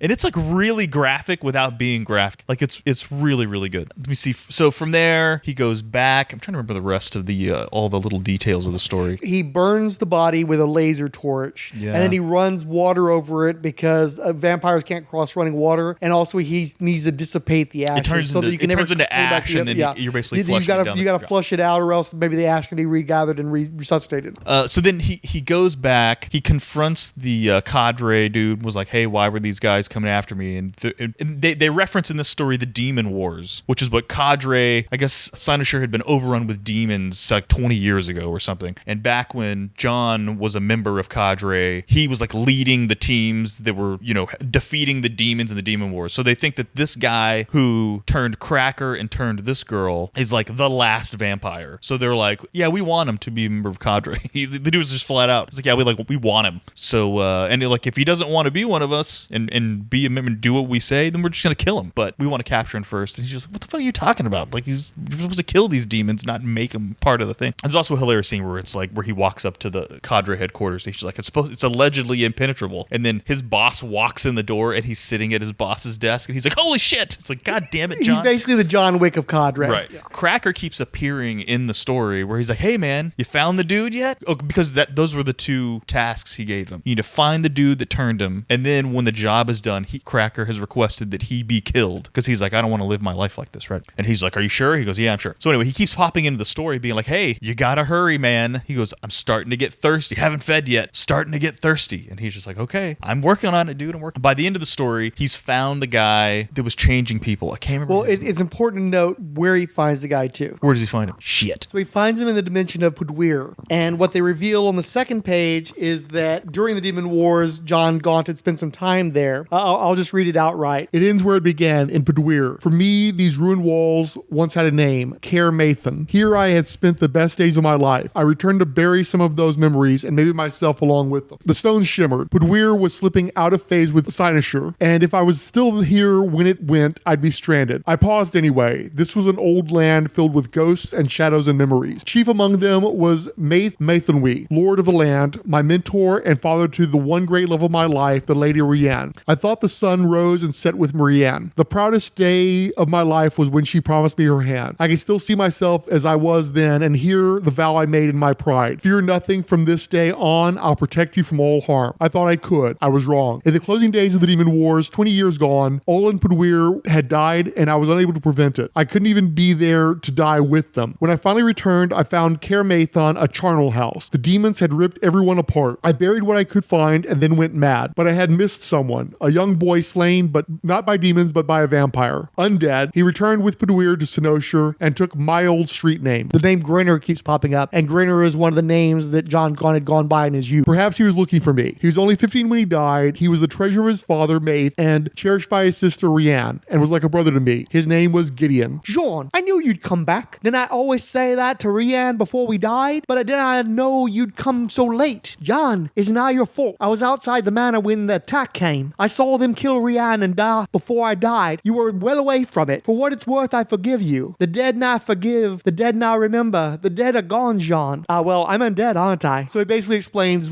his rationale where Budweir comes back into phase with Cynosure. He runs into the girl who wants to become a vampire. He sucks her blood. He's lonely. He wanted companionship. They start working their way through Cynosure. They run into Cracker. Cracker's trying to kill his gal pal, so he kills Cracker, sucks his blood, turns him into another vamp. Yeah, I forgot about that because that was one of my complaints about this story. And I say that because at this point, really in the GrimJack issues you've read so far, there's very little GrimJack backstory, right? Other than you've got the cadre. Well, there was something that was going on there. And then this just like comes out of nowhere that he has this whole other dimension that he was in, and he had like a love of his life and her father, and they died, and there was a little kid, and they explain all this in like 3 pages. And it's just like out of nowhere. It grinds the whole story to like comes to like a screeching halt. And then the kid's talking like Connor McLeod from the Clan McLeod. A lot of phonetic linguistics there. And then so Cracker shows up, but Cracker's like, too late, already fed. He goes, I got the bloodthirst now. Don't have to kill me anymore. I got the bloodthirst. So he still wants to kill the kid. Yeah. So the kid, whenever they vamp out, they turn into like these like wolf bats almost. They have these huge like snouts and stuff, and they're having like a whole knockdown, drag out fight. I can't remember. Oh, that's the first instance too where they do a multi-panel sequence of John deciding he's going to start killing some shit and going from his usual gaunt self to the Grinner, and you see his mouth slowly twist up into this death's head grin of his. And then the cadre dudes show up too because they're trying to get their hands on all these vampire guys too. Yeah, there's this pale mohawked guy named Wolfingham who's the main point man of this particular story. And I think they're kind of like, hey, great job leading us to the vamps. We'll take it from here. And Gaunt's like, yeah, fuck you, I'm going to kill all you guys. So Cracker's got the kid down because, yeah, the kid's been a vampire longer, but Cracker was like a full-on mercenary who just got turned into a vampire, so he's got all the fighting skills. So he's got him down. GrimJack tells him, like, hey, get off the kid. And he's all like, what? He goes, I'm not getting off the kid. This is the whole point of this whole thing. So he pulls his sword out, and he says, Cracker, just because you know my name doesn't make you my friend, because I think he calls him, oh, man, come on, friend, or something like that. He's like,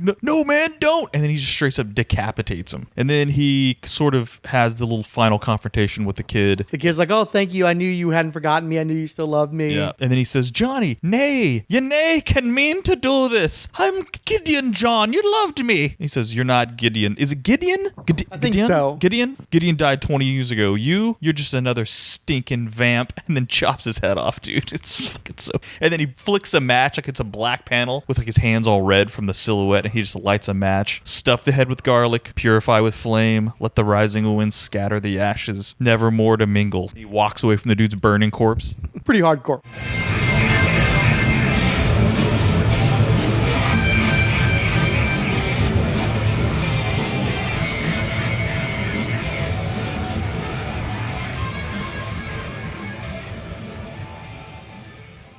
But first there was Warp, and the 3 plays were adapted into the first 9 issues of Warp. I've got issues 9 and 5 with me. Go ahead and take a look at those. These are comic books. Mm-hmm. They look pretty good. Yeah. Actually, I mean, look, it was what, like 83, 82? Yeah, 82, I think. These actually look pretty good. They look better than I thought. I mean, Frank Brunner's pretty good. Yeah. But. Look at the back cover there of that. Yeah. Well, the first one shows a side special for Sargon Mistress of War. Do you happen to notice who the artist is on the Sargon Mistress of War comic? Oh, Marc Silvestri. Yeah, that was one of his first comic book works. No shit. Yep. Lord Cumulus versus Sargon, Mistress of War.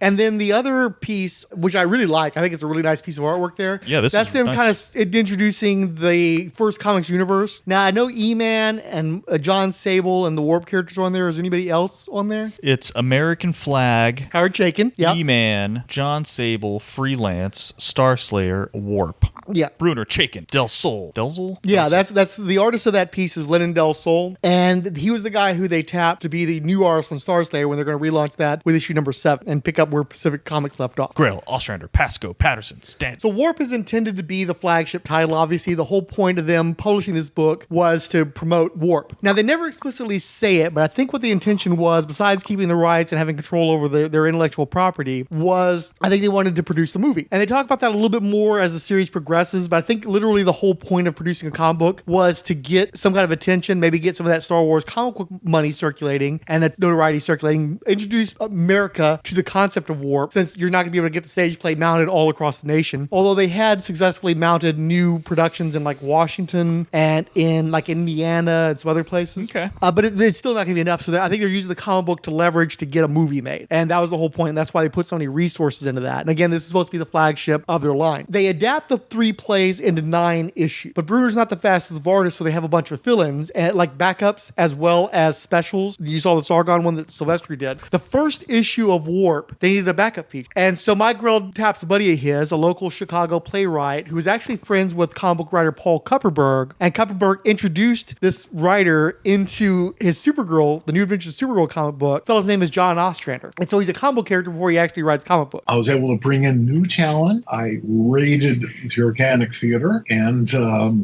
other theater groups for people like John Ostrander and Del Close about getting John into comic. He had written for the Organic Theater. He was on the great stage with Del and Bill Norris and some terrific actors doing Christmas Carol every year.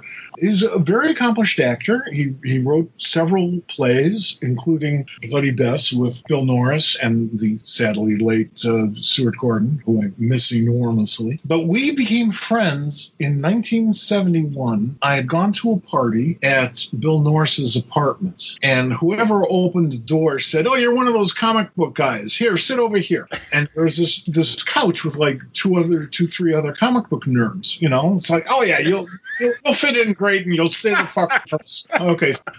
And John, the other 2 guys at that couch, I'm not even sure they were alive. But John and I got into a conversation and became fast friends and very close friends. I can't begin to tell you. You between the 2 of us. That's how close we are. And I loved every minute of it. I read some of his plays. Then, of course, Bloody Bess went up, and that was phenomenal. And then there was this one time when it was after Christmas Carol where John filled in for somebody who was sick. The play opens with this writer being hung from the yardarm upside down. There's a bucket underneath his head. And the pirate, played by William J. Norris, one of the great stage actors of all time, still with us, not working anymore. He lives in Iowa. But he and John at the time were roommates, and they co-wrote Bloody Bess. And they lived on Wayne Street, so of course they lived in stately Wayne Manor. So they had to shuffle the cast this one day, and they needed somebody to hang upside down at the beginning of the play. They chose John. I suspect Bill Norris chose John. The play opens with John, my dear friend, hanging upside down from the yardarm with his little arms tied behind his back. And the pirate is about to slice his throat, which he would do with one gesture. woof, and then they'd hit the little button, and the blood would start gushing out and fall by gravity into the bucket. But the actor's words before the pirate slices his throat are, "But my words shall live on." And Norris would go, "Your words," ha, and then slice his throat. Except for when John was there. And this is about the 7th time I'd seen the play. John was hanging upside down. All of his friends who were there, and there were about 4 or 5 of us, because we got the call minutes before, we had our fists in our mouths because we knew that if we laughed, it would get infectious and it would blow the whole thing. Because Bill is responding to John's, my words shall live forever. And Bill starts sawing at his neck. He says, your words, you fat turkey. And he keeps on slicing and he goes, ha! And then they, scene it's John's dead. And I can take the fist out of my mouth. In any event, after that, about a year after, I think, give or take, I'm in New York. I'm working at DC. And as I'm moving to New York, John says, look, would you mind, I wrote this Green Lantern script. Would you give it to Denny? Denny O'Neil was the Green Lantern editor in those days. Okay, yep. And I said, well, sure. I would not have done it for anybody else. It's hard to imagine I would have done it for anybody else unless at gunpoint. I go there to DC and I wait a couple of days to get to know Denny and he said, listen, I hate to impose, but. And I give it to Denny and I never hear from anybody. However, I've read it and I thought it was pretty good. So when I came back to Chicago to do First Comics, I thought, let's do a backup story in the first issue of Warp, which was another Stuart Gordon thing that Bill Norris was in, and let's have John write. So I said, John, you want to write a comic book? And he was speechless. What? Yes. What? And we're talking. I said, yeah, it'll be like a backup story about one of the characters from Warp, and we're talking about how to do that. We're doing this all, real professional pitch session. At the end of it, John says, very hesitatingly, he says, this isn't going to affect anything, but do I get paid for this? Yeah. And he goes, you're kidding. And I go, no, but I'm glad you didn't say that at the beginning of the conversation. It might have gone a different way. That's how John got into comics. So he does a backup feature in Warp #1, and then later on he does a Sargon multi-part story as a backup. Well, when they're trying to fill in for when Brunner can't get the book out on time, they started doing these specials, and one of them was Warp Special Chaos Prince of Madness. And this is filling in a bunch of the backstory on Chaos and how he came to be, how, he murdered his own parents to show that he wasn't tied down to anybody. There's a lot of Lobo kind of shit in there. And he runs around, he blows shit up, and he kills people, and he hooks up with this insect lady she's the sister of Sargon, and there's a whole thing with her and using her baby larva to do shit and gain power. And then there's this monkey with robot hands that works with Chaos and also betrays them to this other guy, but then they get him back on his side. And there's a lot of backstory, right? This book looks great. Yeah. So that is a really, really interesting combination. It's Howard Chaykin, inked by George Freeman. And I like Chaykin, but Chaykin's not really like a classical comic book style artist. He was already kind of doing his own thing where he was trying to take the medium in a new direction. So to see him inked by Freeman and do like classic comic book poses and shit, it's really cool looking. And you notice that Chaos is black in that story because some of the later productions, they had a black actor playing Chaos. I did not notice, but since you pointed it out. The original Cumulus before he died was also black in the comics, but when he's resurrected as David What's-His-Face, it's a white guy. And over the course of the story, Chaos and Cumulus go through all these different dimensions and they find their father and they break open this thing and they have a sister and she's going to be the new incarnation of the new universe. They both die and blah, blah, blah. It's all very cosmic-y, frou-frou bullshit. Not the kind of stories I like. Not, we're going to transcendental meditation and all this kind of bullshit, right? But one of the things that's interesting about this backup story, and specifically in Warp Special, is they have Chaos go to a new place outside of the dimensions that they worked in previously. It's a place where all the dimensions meet called Cynosure. And he runs across this Lord Protector character who's trying to stop him from trying to destroy Cynosure for some reason, because he needed power or some shit. And so this is where the concept of Cynosure is introduced. And of course, they probably introduce it so that they can connect all these characters from all these disparate comic books, like Starslayer, into, one specific line. So that's the first Cynosure's comic book, right? And then Warp does continue on. It ends up running, I think, 19 issues. And of course, Peter B. Gillis is the guy who's tasked with furthering the story, having these adventures with the new Prince Cumulus, and he goes back to Earth and tries to reconnect with with his fiance, but then she ends up like getting killed by chaos, and the prince has to do something to resurrect her, but it means that his own physical body dies there, so he can't go back. And then there's all this fucking shit where will they or won't they in terms of what they're going to do. There's another backup story, and Sargon got tied into that shit. I think she dies and gets revived or some crap like that. It all gets super fucking cosmic, but also not cosmic. So it was way more cosmic in the first 9 issues, and then it's sort of this wishy-washy shit in the back. But the one thing that is nice about that is they get a new artist after Brunner leaves, Jerry Bingham, who is also another really nice-looking artist. I've always liked Bingham's work a lot. He had quite a bit of notoriety in the 80s. He was the guy who redesigned the Centaur Comics characters that were used in Malibu's Protector comics. Ferret was like their Wolverine and shit. Yep. He does the Bride of the Demon graphic novel where they introduce the kid who would eventually become Damian Wayne, the modern Robin and shit. I always really liked his work, but it's much more restrained. I think that the series was being inked by Mike Gustovich, and I like Gustovich, but there are people who dislike him because he's sort of like the independent comics Vince Colletta, where he inks everybody and they all kind of look Gustovich-y. They're sort of, what's the word we use for assimilated.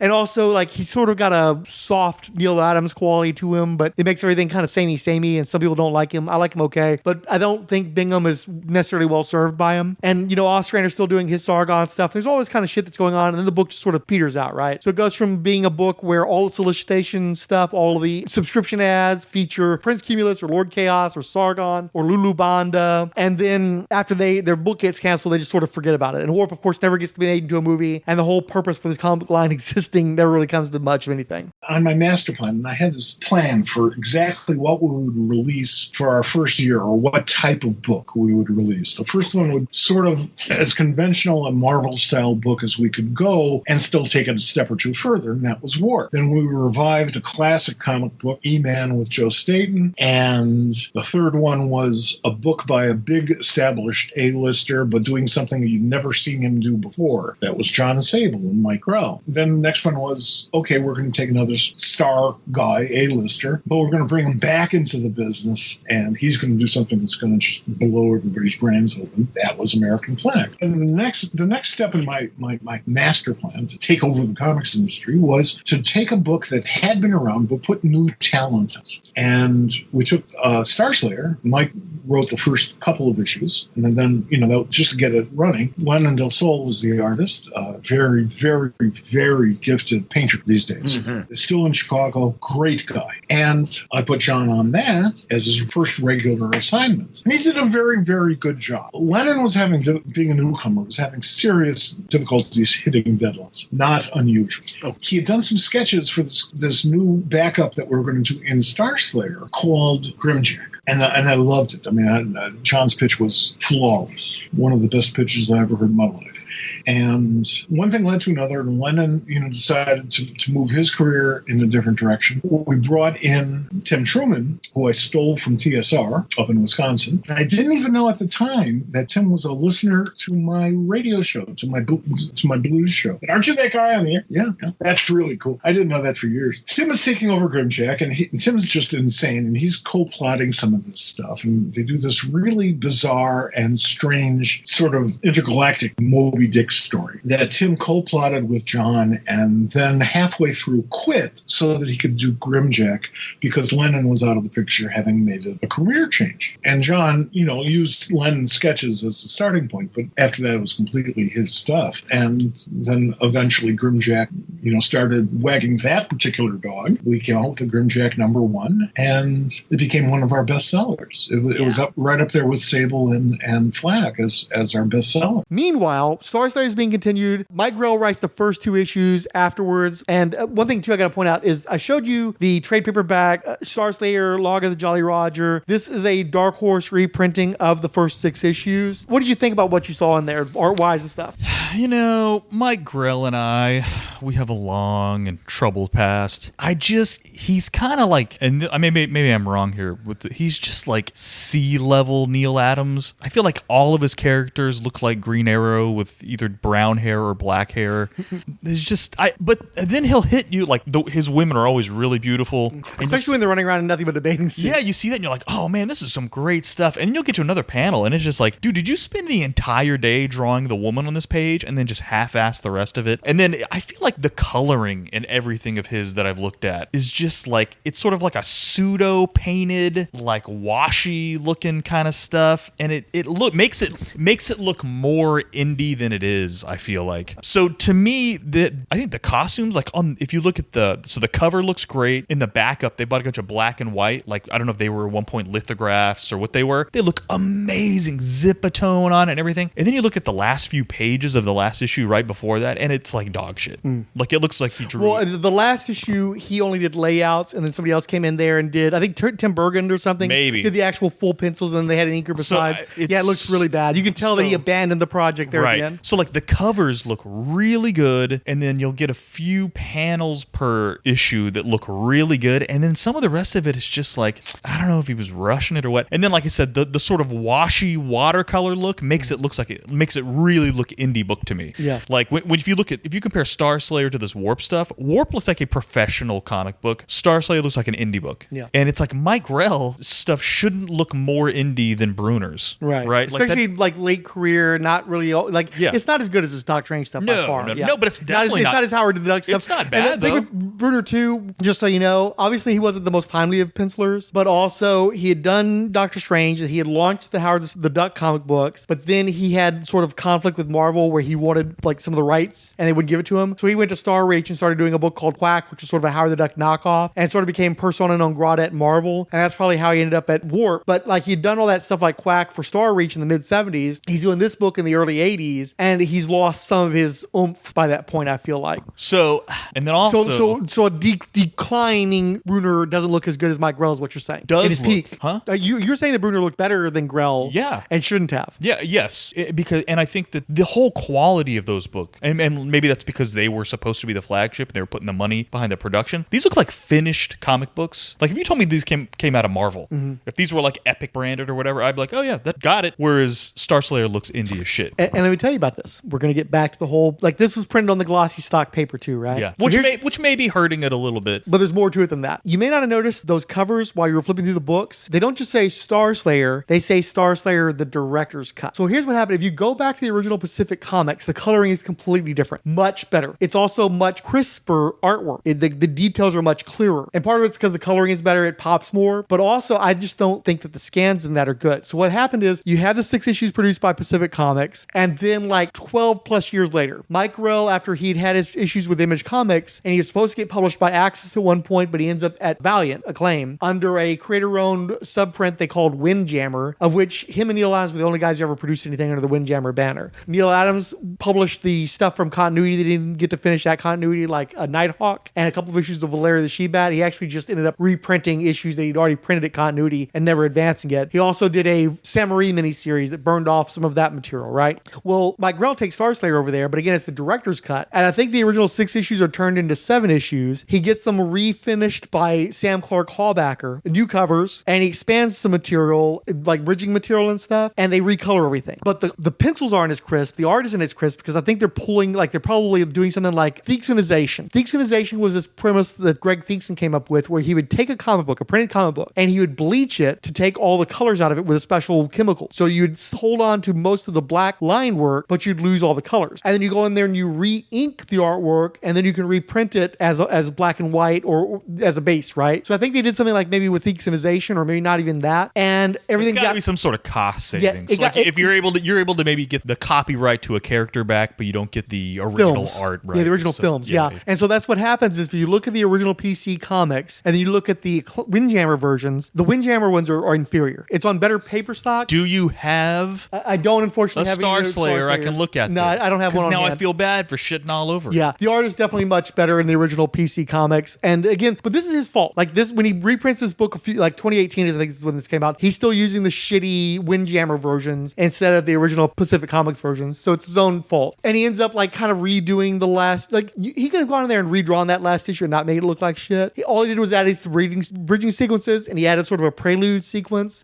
He summarizes the 2 issues that he did at first with Lenin Delsol as a backup, but that's all he does. He kind of rounds out the story so you don't need to read any of the first stuff. It's just not as good. The colors aren't as good. The artwork isn't as good. It's compromised, and I'm glad that you noticed that. It wasn't just me. But kind of 6 now. Sure. I feel bad. I think the character designs look really great in this. They're really cool. They're sort of, and he incorporates some of the prints from that they put out before the comic book too. Yeah. And I dig the droid side sidekick that can see through his eye. Sam. Like all that stuff that you were mentioning before is like, it's kind of cool. There's definitely some Star Wars influence in there. Yeah. But it's just, I hate it. Like I said, I hate that I don't have a true issue to look at things, because some of it is like really dynamic looking. I like the way he lays his panels out. It's really, really cool. But again, the haziness of it and the bad watercolor stuff, it just doesn't do it any favors. And then at the same time, because you mentioned earlier, I'm comparing it to Dreadstar stuff that was coming out around then, where it's like fully painted. And I'm like, these are two different, no pun intended, or maybe there is,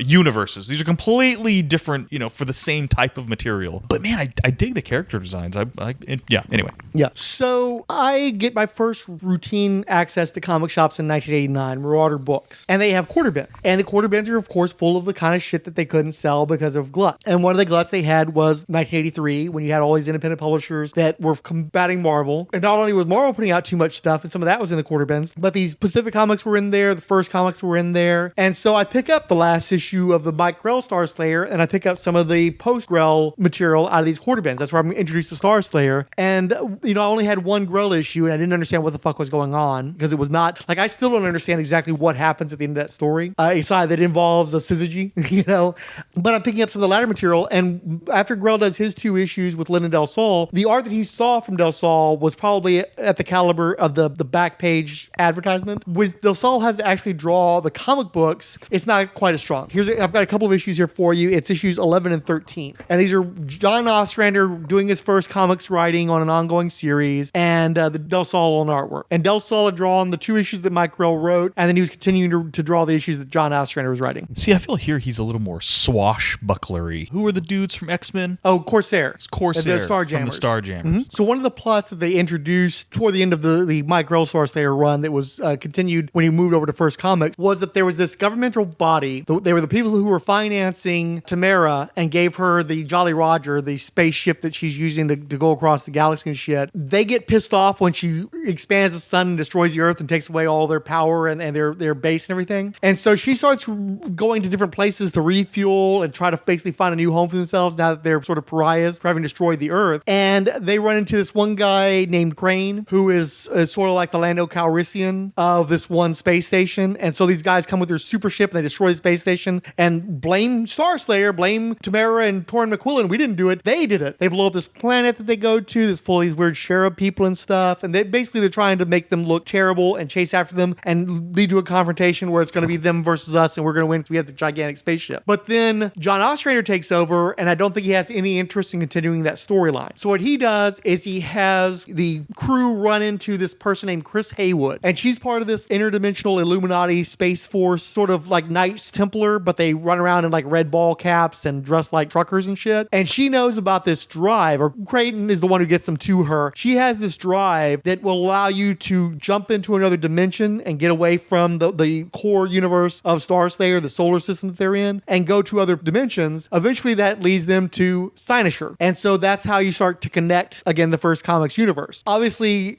Ostrander has an interest in Cynosure because he's been developing this concept of his about like a private detective, sort of a Sam Spade type, but it also mingles action stories and pirate stories and, that kind of shit. The concept's already been introduced in the Warp special, and he's been involved with that because this is something that I think they cooked up back at First Comics. So he's wanting to get Starslayer incorporated into all that stuff. And so that's where he's interested in, is his concepts, getting away from the Mike Grell concepts and trying to wrap that shit up as quickly as possible. So what do you think of the Lenin Delsol artwork? Terrible. Yeah. I like it okay. Like extremely bland. But it's nowhere near what that back page issue looks so good. Yeah. And he'd done a back. Oh, yeah, that's right. Yeah. Compared to, right. You just mentioned that a second ago. Compared to that promo piece, it is like, what? Yeah. Like, and he'd done the Sargon stuff toward the end of Warp, and that had a really strong Steve Lee Aloha quality to it. So it's just, I don't think he's prepared to do a monthly book, and it's suffering. And I think that Mike Grell specifically did not like he was really hyped about the guy doing the book before he started doing the book, and then he abandoned the book 2 issues in. So I think that maybe he did not like Lenin Delsol, and that stuff didn't get reprinted in any of his Starslayer reprints. I mean, he literally redrew sections of it to wrap up his story so he wouldn't have to use any of the Lenin Delsol stuff. Now, part of it too is I think that First Comics had the copyright to the material they produced, and of course First Comics doesn't exist anymore, so there's some issues with stuff that they had copyrights to, and I don't think Grell thought it was worth his while to try to untangle those rights. But I guess he had the rights to his own story and was able to readapt it for the collected edition. Well, it doesn't help that GrimJack is the backup in these issues. Right. And this stuff looks so good.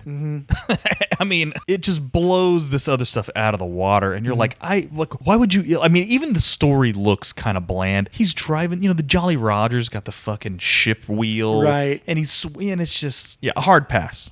But I would be interested to see the Grell stuff on this format. Yeah, and this dude is it Delsol? Was that what we said? Yeah, he ultimately leaves comic books and becomes a fine art painter, and apparently does pretty well in fine arts as opposed to comic book right. Like he can't. It's so weird because his covers, the covers look good. You gotta wonder if he's got like a ghost artist doing the covers for him, and he's doing the interiors. I think what it is, the covers represent what he's capable of doing if he's got the time. Yeah. And the interiors is him trying to crank something out. Because I was gonna say his women are not attractive in the book, but like on the cover, she looks great. Yeah. But then you get on the inside, like you said, all these women are scantily clad per Mike Grell's. Right. When they're running around mostly naked, it's kind of hard to miss the chicks in here there. are like what?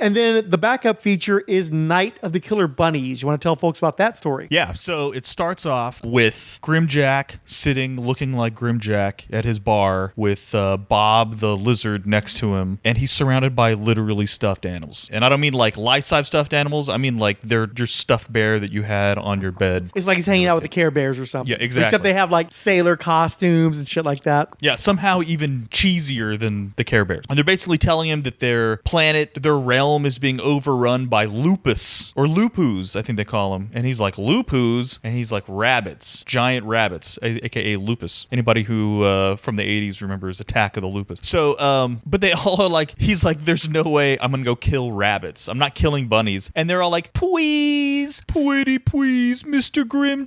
And they always call him like Grim Gaunt and Jim, like they keep messing his name up because they're all like super cute, like overly cutesy, and he's just this disgruntled mess amongst them. So he's like, look, I'm not going to kill any rabbits for you, but if you pay me, I will train you to defend yourselves. So they all agree. He goes to, what is the name of their planet again? This is like the silliest shit ever. Planet Chucky? Oh, that's right, Chucky. Like I picture it as like Chuck E. Cheese. But yeah, when he says he's not going to do it, he says, I don't know. And they go, oh, pretty please, with sugar on it, and honey, and sucrose, and aspartame, and 2 hard-boiled eggs. And he's like, stop or I'll shoot. It's so hilarious. So then that's when he says, I will train you to fight the lupus, right? He goes, I don't have to do it. And they go, oh, absolutely, certainly, or whatever. It's just like, they're so ridiculously overly cute. It's hilarious. So then he goes to their planet, and like literally the sun has a big like smiley face. I think he's named Poot or something. Poot is the dwarf sun. It's Chucky is circled by a talking dwarf star they called Poot. So he shows up, and they're ending like the first lesson. He gives us like a giant shotgun, and they're like, you can really hurt a person that way. And he's like, that's the idea. Here, try this. Just squeeze the trigger gently. And it goes off, and it's like some dog kind of dude who's got a stuffed dog. He fires it. He's like, holy Poot! And it hits this bed of petunias and blows up. But it's GrimJack's inner monologue. A bed of petunias was the first to die. Except the petunias, because this is like a silly stuffed animal planet, they all talk. So they're saying, save my seedlings. Won't somebody save my seedling? And so anyway, that's when he's like, oh, we're in deep trouble. So he trains them for a couple days, and then the lupus show up. And he's like, my only hope was that they were even more inept than we were. No such luck. The lupus were as mean-looking bunch of professional killers as I've ever seen. They hadn't seen us. I rounded up my little band for a hasty retreat. And they're all like cyberpunked out, like scars stitches. And eye patches and big guns. Yeah, they're hilarious. And when they first land, the little Care Bear guys are like, the UFOs, kind of like Tattoo in Fantasy Island. And the moon is overhead watching them. And he's like, well, you guys can't see that good. I'm going to brighten up so you can see. It's even better than that. He goes, yuck. Hey, you guys can't see nothing like that. How's this better? And he just makes he just completely brightens up right where they're at. And they're like, no, Mr. Moon. Now the Lupus can see them. And they're like just snarling, disfigured beasts. It's hilarious. He sends Bob back to get Blackjack Mac to bring his band of mercenaries. Who's his black exploitation buddy who speaks in jive talk. Yeah. Hasn't aged well. But I will say, everybody in this book has a way they talk. Whether it's the cop at the police station or... Did they introduce Roscoe already? Yeah, I think so. Yeah, Roscoe. Hey, John. Hey, John. Yeah, even John even has a way he speaks. So Roscoe kind of looks like Dennis Franz from the Trail Street Blues days. He's a bald-headed guy with longish red hair and a big thick mustache, and he's kind of chubby, runs around with a trench coat on. He's John's ex-partner when he was a cop, because before he joined Cadre, or after he was in Cadre, I don't remember what the timeline is, he was a cop. So anyway, he shows up and he's like, I'll do anything for you, Jack man, what is it? And he's like, Lupus, Blackjack, 7 foot tall, killer rabbits. He's like, y'all mean bunnies? Load up the full bus, I ain't killing no bunnies. Like, they'll like immediately start, and that's like the whole thing is that the running joke there's several running jokes, but the running joke is that basically, I don't want to kill any bunnies. I'm not killing bunnies. So he's just like, that right? He's like, tell me, does Goddess know about Aretha over on Monstar? And he's like, come on, man. Goddess will kill me if she hears about Aretha. Damn, Jack, but you play dirty these days. He's hilarious. Blackjack Mac's hilarious. So, and for the record, he's a bald guy with big green goggle sunglasses. He looks like a G.I. Joe. Yeah, he kind of looks like Roadblock. Yeah. So then he's like, but the best parts of this issue are GrimJack's inner monologue, where he's like, together we set up our patchwork defense on top of Woody Knoll as darkness began to fall. But that monologue is over a picture of a bunch of stuffed animals holding machine guns and like trees that are like have eyes and mouths, and they're like, oh. Then he says, Gaunt, you got me doing some damn fool things from time to time, but this beats all. Suppose I die here. How that gonna be on my tombstone? Killed by big bunnies defending talking animals? Never live that down. And then he's like, then don't die. So anyway, the mercenaries show up and he's like, they sure look like bunnies to me, man. And he's like, they're not bunnies, they're Lupus. Don't fire until you see the pinks of their eyes. And they all just start unloading. And again, it's the inner monologue that had me fucking dying last night or a couple nights ago. He's like, our first salvo ripped through them like a scythe from hell. And it shows these like bunnies getting blown to pieces. Dude, when I read our first salvo ripped through them like a scythe from hell, I was crying in here, dude. Anyway, the rest of it is like a really like horrible like Vietnam, just like stuffed bears being shot, rabbits being yelling holy poot as they're like it's this goofy dialogue over just horrible bloody mess. And then after they kill them all, they're like crying and stuff. It's ridiculous. They have that one solid red panel just to let you know that the violence continued into the night until it finally resolved with all the Lupus dead and enough of the teddy bears left over apparently. When he's like, we fought all night. When Poot finally rose, only a few of our people were still standing. Because it's not when the sun finally rose, fucking Poot. Like even that kind of stuff is ridiculous. But not one Lupu survived. So then basically they have them settle up the cash, and the cash is this like goofy talking money from their planet. He's like, it's all we've got. And he's all like, oh, please, be nice to me, sir. I just want a friend. Oh. Don't put me in some cold bank where I'll be all alone. Yeah. And he's just like, you know what? Take your money back. Let's get the hell out of here. They give his money, which is kind of a theme in all these things. Whatever payment John Gaunt is supposed to be given by the end of the book, he's like, just keep it. Give it back. I don't want it. Just go away from me. It's kind of funny. Yeah. And of course, Blackjack Mac's like, hey man, you still got to pay me for this shit. Yeah. I know you didn't take their money, but you're going to owe me some money now. Yeah, you didn't take their money, I'll with you later on. This wasn't cheap to get my whole band of dudes out here in this thing. Yeah.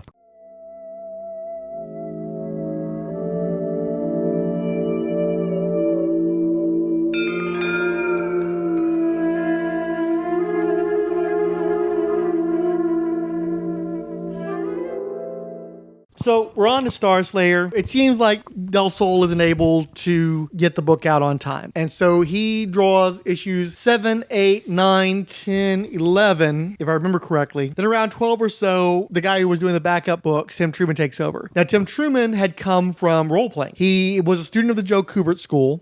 While he was still in school, I think he started getting contracts to do artwork for TSR. In particular, do you remember the War Duke? Nope. You were too young for the Dungeons & Dragons action figures that came out before the cartoon, right? Yeah, probably. Yeah. So he came came up with this character called the War Duke, who sort of looked like Death Dealer, Frank Frazetta's Death Dealer, but he had a winged helmet. They made an action figure of this guy. I bought that action figure. It was stolen almost immediately from me. And this guy became one of the most archetypal badass characters in the early Dungeons and Dragons. And he did a lot of the art for their manuals, their campaign books, stuff like that. And that's how he got recruited to work at First Comic. And, almost immediately after he starts doing the GrimJack backup feature, which they're previewing several issues before it actually gets started, they know what they've got. They're already like, well, we got this new thing coming. And you see the preview art, it's like, oh shit, yeah, no, right? So he takes over both the lead feature while doing the backup feature. I mean, just the cover alone is light years ahead of what Delsol is doing on his cover. And this is kind of back to, this looks more like what Grell's original outfit looked like, as opposed to the weird red-shirted kind of thing. But one thing they do is I think that they don't like Tamara running around in a bikini, so they start giving her a full black outfit. It does have a plunging V-neck, and they have her get into a relationship with Crane. One of the things they reveal is the reason why she went to get Torrin McQuillan from that time period is he wants to die. She doesn't want him to die, and she doesn't want him to go back and change anything in the history, and she explains to him that she is his descendant. She knows about how his son and a wife hooked up with this Roman guy who is one of the good ones, and they have a daughter together, and then that daughter ends up having kids, and all throughout the time, and she's descended from the daughter that his wife had with the Roman guy. So if he fucks up the space-time continuum, he's going to take her out of existence, he's going to take the accomplishment of destroying the Earth out of the existence, and therefore the people who survive now, who've managed to get away from the dying son, they don't know what's going to happen to those people if they change history, and that's why Torrin McQuillan doesn't kill himself, doesn't go back in time, and decides to just stay in the future time and try to make the best of it. But there's a lot of questions about his sanity, because like the monk Sam is seeing like just colors of red and static, and he's basically not sure if the guy's not like going nuts being in the future, being that this guy's like a savage from centuries ago, and now he's in the far future, and he keeps getting into trouble, and he's like chopping the heads off of the Jack in the Box at the drive-thru, and also because Tamara and Crane start a sexual relationship, they're not sure if he's pissed off about that, even though it'd be kind of icky because she's kind of his descendant. It's not his kid, but it's his wife's child with the Emperor guy. So I guess you could probably hook up, but it's still a little icky. But there's still some question about whether or not he's attracted to her and shit like that. But so how's the art on that one? It's rad. Yeah. Looks really good. Yeah, it's really nice, right? And so for me, I'm buying the Starslayer books out of this quarter bin at Marauder Books, and I'm getting off from the Starslayer stuff because I'm liking Ostrander's writing. I'm liking this guy who's like struggling as a person from past times with the future state. And Tamara is like this really kind of abusive personality, but she's also got all these insecurities, and so you kind of feel for her. And plus she's dead sexy the way that Tim Truman draws her. That's Chris Haywood there at the beginning, where she's run afoul of this Roman corporate entity. They're the ones who created the pan-dimensional device, and they don't want anybody having it that isn't licensing it directly from them. So they're planning on executing her. And of course, Starslayer's crew needs that, so they have to save her. And so they're all working together to stay ahead of these guys who are pursuing them. And so even in Cynosure, they are not safe. They already have enemies there as well. So here is issue 15. And see, some of these are in better condition than others because some of the ones are the ones I had in 89, and then some are I bought in the years since. Where do you find Starslayer comic books in the 2000s? $1 bins, typically. Still, aside from issue 10, of course. Looks weird. But it's still Tim Truman. Yeah, I mean, the contents looks weird, not the art. Yeah, that's a story where Torrin finds like this preserve where these aristocrats hunt all sorts of different game, and he's just wanted to go natural. Basically, he needs to get away from all this future stuff and just hang out in the woods. And he's essentially poaching, but he doesn't have a concept of poaching. That was kind of before his time, or after his time, I should say. And so he runs afoul of this guy named Count Ariosto, I think. I always read it as a kid as Aristo, and it wasn't until I reread them in modern times that I realized there was another syllable in there. And it's weird because the dude has like these fucked up teeth where he looks like he's part beast and shit, but he's supposed to be an aristocrat, supposed to be finely bred and shit. And because they catch him on their lands, they're trying to hunt him, world's deadliest game kind of shit, and ends up kicking their asses. Okay, if you ever try this shit with me again, I'm going to fucking kill you. And then he runs into Sam and Tamara again, and he's basically explaining, I'm not going nuts. It's just that I don't think about the things I'm doing necessarily. Sometimes it's going to just be colors, just be static, because A, I'm not thinking, or I don't want you to know what I'm thinking because I want to have some privacy. But also sometimes I just see red because I'm going by pure instinct. I'm not thinking about what I'm doing. I'm just doing it. And so they didn't understand how his brain worked, and they jumped to wrong conclusions about him. I don't know if that's explained in that particular issue, but I might as well get that out of the way. This is issue number 16. This is actually the issue where the final chapter of Buried Past is included. Go ahead and take a look at that. It's in pretty bad shape. That's why I didn't mind throwing it across the room. That's obviously one of the original 89 copies that I bought, but it's from 83, 84. There should be a copyright in the indicia. These guys look look familiar? He slaps her. Anytime a dude slaps a chick in a comic book, kind of makes me laugh. Not that kind of a way. It's more of like, oh yeah, this used to be an acceptable thing to put in a comic book. Well, they had a weird and relationship. It's a backhand. Too. It's what the kids would call a bitch slap back in the day. And the text is,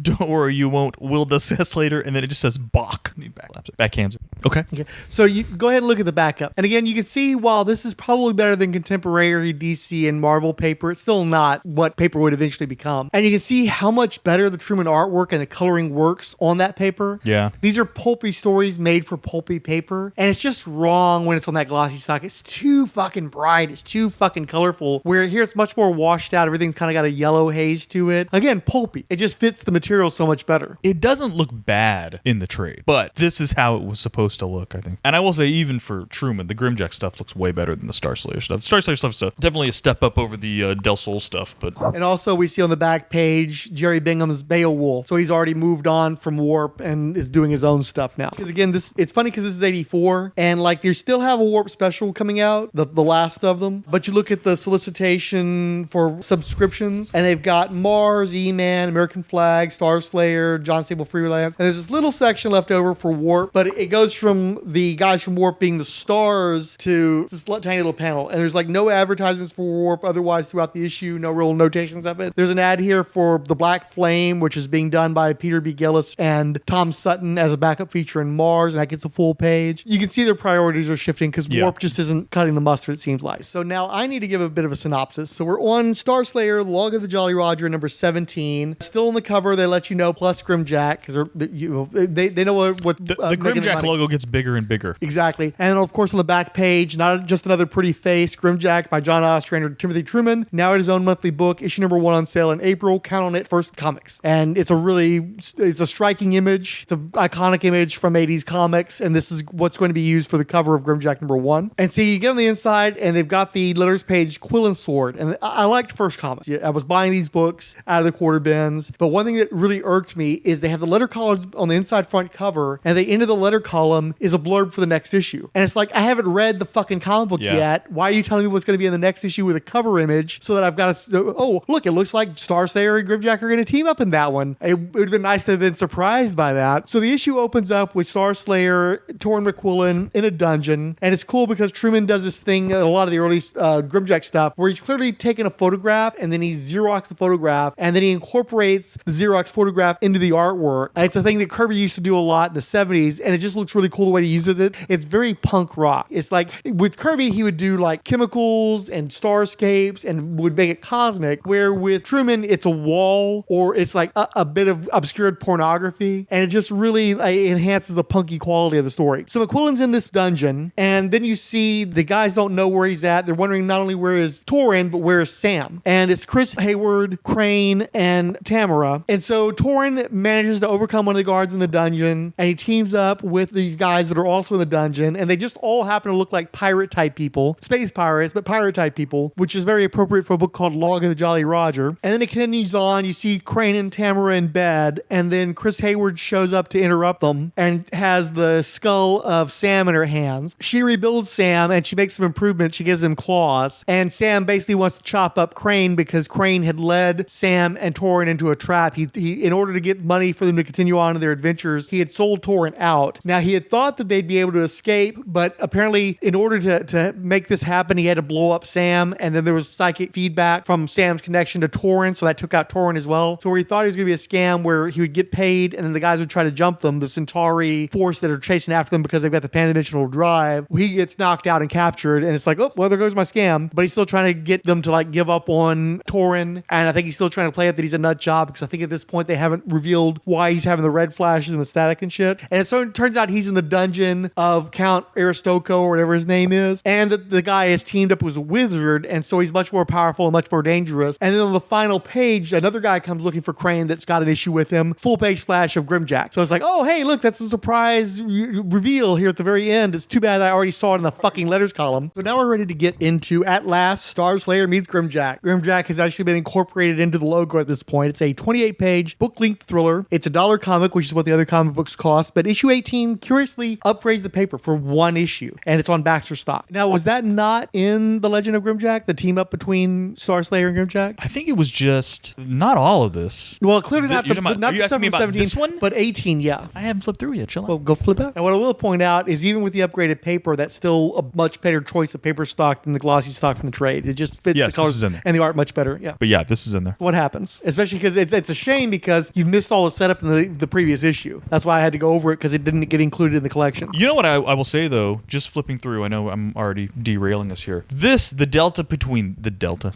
this and the trade, I feel like this looks even worse. So I don't know if whatever they did to put it on this paper stock makes it a worse reproduction in there, but this was the worst looking of the issues in this book, and it looks pretty good in here. Yeah. So it's got to be whatever process they used to put it on this paper stock, or however they took from this to put it into that. Yeah. It suffered in the reproduction. It's to clarify what it is the worst paper stock from the earlier Starslayer backup strips that are reprinted on the glossy stock and Legends of GrimJack look better, and then this one issue of Starslayer that's on Baxter stock does not translate as well to the graphic novel trade paperback. Starslayer's been captured by some dudes. The chicks from Starslayer, what are their names again? Tamara and Chris Hayward. They call her Tammy though, right? At some time, well, know what it is? She does not like being called Tammy. Is that it? But Chris Hayward is pissed at her because she's been so abusive toward Torin and has allowed herself to be swayed by Crane and not realize that he's playing them. And so she calls her Tammy because she thinks she's a bitch, basically. Okay, got So it. Tammy is her way of saying bitch. Got it. She hires GrimJack to help them go get Starslayer back. Except she doesn't have any money. So I think, doesn't he say he needs like 100,000 credit? When she lays out... He's going after Count Aristoco, and then he's got this Alpha Centauri Corporation. He's got all these fucking badass forces against him. Plus Aristoco has the wizard now, so he's going to have to deal with magic shit.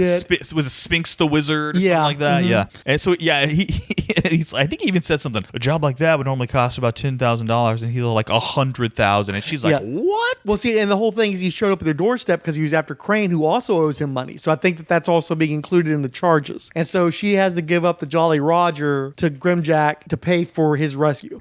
Maybe I shouldn't make this clear. The Jolly Roger is the ship. They have a giant sailing ship that they use in the Starslayer book. I don't know if that was clear earlier, so I should specify. GrimJack helps storm this dude's castle. They fuck all the shit up. They get Starslayer out. They continue to fuck some shit up. He gets him out. Obviously, Starslayer had tried to escape before, and he'd run into Aristoco, or whatever his name is, and the wizard guy knocked their asses out and put him back in the dungeon. So GrimJack goes to save them. Starslayer's like, no, we got to do this other thing. And GrimJack's like, fuck no, I got paid to save you. I ain't doing this shit. But he ends up getting roped in to confront the Sphinx wizard guy and the Count. He learns some magic from his time in Pudweir. And so he's able to like hold this silver solution, this magical solution. So when the Sphinx guy goes to shoot energy at him, he holds the energy in his body through the solution and then he redirects it at the wizard guy to knock him out. And they end up defeating the Count, who goes out a window. He's defenestrated and he lands on some spikes and dies. GrimJack had cut a deal with Starslayer, but he was kind of impressed by what Starslayer had done. And so he cuts a deal where he sells the Jolly Roger back to Starslayer for $1. And so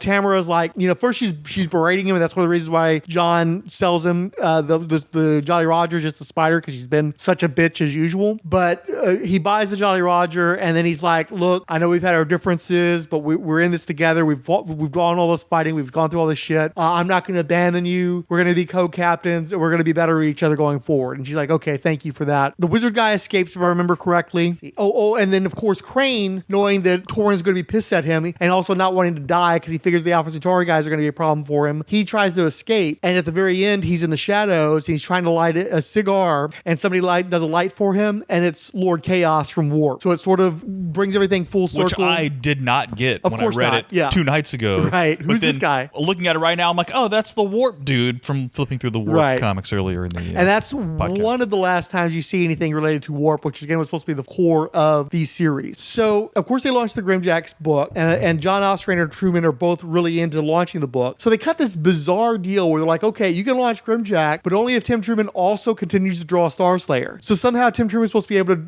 he's gone from doing the front and backup book to now he's going to have to do 2 books a month, which is insane. Now, both of the books have backups. GrimJack's going to have a backup feature called Munden's Bar, which is going to be an anthology story that related to stuff that happens around the bar that GrimJack hangs out in. I love Munden's Bar. I loved working with Del. We could work with anybody we wanted. We had wonderful people. Brian Bolland did one of his last stories. That was a coup, but we had lots of really, really good people from, Phil Folio and just unbelievable folks. And everyone was a joy because it's Mundans. We can do anything. And then Starslayer is going to start having the backup Black Flame, because what happened is the Mars series was not very popular, and so they liked the concept of Black Flame, so they just moved it over to Starslayer to help fill that out. Well, Tim Truman can't do $2 a month for very long, so pretty quickly he starts doing layout, and the full inks and the embellishment is done by Hilary Barta, who is another Chicago-based guy. He, to me, he's always been more like of a humor strip artist, and he ultimately is going to work with Alan Moore on one of his anthology titles for America's Best Comics. But that sort of slightly caricaturist quality is still in this early work, and it really doesn't fit the material that well. It looks a little like Wally Wood, but not Wally Wood when he's doing like Thunder Agents and stuff. It looks more like when he's doing the elf shit. So it's kind of a weird fit. So Ostrander decides, it's one of the things that's jarring about reading these Starslayers is I enjoy all the stuff where he's like a Tarzan type figure and he's having conflict with all the spaceship and everything. But after he meets up with GrimJack and they deal with the Alpha Centauri guys, like just the fact that he ends up in the dungeon without any explanation in that one issue, there's a lot of that where stuff just sort of happens, and like they're bringing back the Count Aristo guy so quickly, and that's really weird. And then it feels Starslayer's a fucking chump. He's a chump in that last issue. There's a lot of abrupt shit happening, and so what happens is they bring back the giant starship that was chasing after them from their solar system, and they have a confrontation with the main guy who's gone nuts. He was part of a council. He kills off the other members of the council, and he becomes a dictator on the ship. And he's blowing up all these planets, and so for some reason, it's so contrived. It's like Starslayer insists, or both of them, I think it's Torin and Tamara, they decide they have to go back to Earth and blow up the star for reasons that are never well explained. And they'd had this sort of Arab caricature character, kind of like the Omar Sharif character from Lawrence of Arabia, and he'd helped them out at one point, and they go back to, I think he's on Mars, and they're telling him, look, you got to get out of here because we're going to blow up the star. And he doesn't even try to stop them. And I don't understand why they have to blow up the sun, but they blow up the sun, and then they have a final confrontation with the giant ship. I guess because they want to justify the name Starslayer. It doesn't make any sense. And so ultimately they get on the ship, and Torin is fighting with the captain guy. Even though he's a badass Celt from ancient times who's got a super sword and all this kind of shit, the captain guy is still enough of a fighter to where he mortally wounds Torin, and they're both supposed to die together, but then Tamara goes back and rescues him and gets him off the ship. But like they whisper some sort of ancient Celtic curse, and so when the ship's captain dies, he's like resurrected as the avatar for the Morgan, who is this Celtic goddess of death, and she has this giant raven guy or girl, can't remember what the gender was, who helps her. And because and then she eventually tracks down Starslayer, and she forces him to become her avatar. But there was another guy who was introduced earlier in the series who's a black Celt who had been cursed with immortality, and he fought Starslayer, and he got like burnt up and fucked up and shit. And so he starts to come back, and he's supposed to be tied to the Morgan, but she rejects him and ends up having Starslayer be her avatar. And then there's these avatars from other god deities that keep like manifesting and having fights with Starslayer.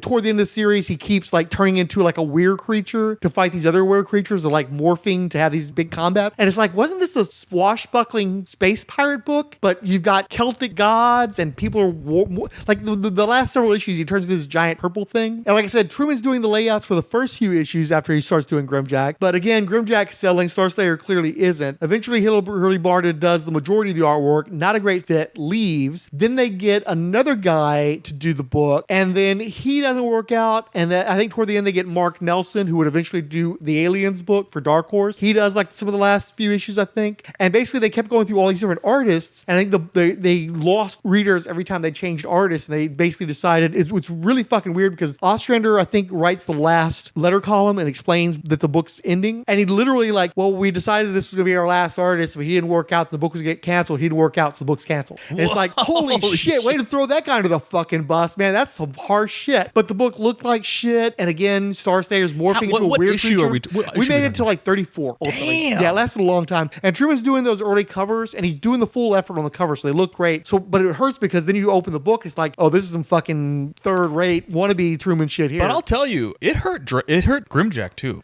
I think the fact that he was doing, you can see that those first couple issues of GrimJack are incredible. Yeah. Oh, so you lived through the trades for the second volume? Okay. No. I mean, even by the end of the first volume, when he's now doing both, you can tell the details not quite there that was there in the beginning. Well, I think the book launched the month after the team up, and I think the team up looks really good. I think he put greater effort into that last story. No, I don't think so. Okay. Well, I think the team up might be the worst issue in the book, in the trade, to be honest with you. There's a lot going on, too. But I think when he was only doing the small, the pages that were appearing as the backup by itself, when he was not doing, once he starts doing both, I guess technically that the GrimJack stuff might have been so the early issues with the Delsol lead, he's got more time to put effort into the GrimJack stuff. That's what it appears to me. Like now it could have past and Mortal Gods. Yes. Yeah. And then once I was like, oh shit, that's why I noticed the quality go down a little bit. It's because now he's drawing Starslayer first. He's doing both. He's doing an entire comic book now. Yeah. So just imagine he's doing an entire comic book and then another comic book besides. Yeah. Right. So it looks really fucking rough, and it's a mess. And it reminds me a lot of when Ostrander did Firestorm, where it's just like he sort of like seems like he almost has contempt for the original concept or has no interest in perpetuating the original concept, and he's going off doing this other shit that's just not working. Or maybe it's the book isn't selling that well and he's doing everything desperately to try to turn it into something that will sell. Did he do that? It gets worse and worse as it progresses. Did he do that on Martian Manhunter? I hated the Martian Manhunter books. So I know there's you a little did. bit of that. Yeah, yeah, a little bit of that. He kept wanting. He wanted to write a New Gods comic book, and he was supposed to be writing a Martian Manhunter book. And I terrorized the DC message boards in the late '90s, early 2000s as a result. But I love John Ostrander. I was going to say, but on the right thing. Let's say beyond that though, you're a huge. But Starslayer really fucking sucked by the end there. And again, and he dies, and he comes back, and the Morgan is like got a fucking costume and shit, and he teams up with the bird guy, but then the bird guy gets killed, and fucking Tamara is trying to impersonate Sargon, and they go back to the stuff that Ostrander had written for the War book, and they actually bring in Sargon at the end, and I think she gets killed and resurrected, or maybe she gets killed, and they bring in like this wolf guy that she teamed up with in those books, and it's like him trying to bring all this continuity that he had from the War book to a close in the Starslayer book, and it just doesn't work. They don't work together. They have no business being together, and it's just this absolute shit show, and it's no wonder then that stuff ever got reprinted. It's bad conceptually, it meanders, it betrays the concept. Nothing that's appealing about what Grell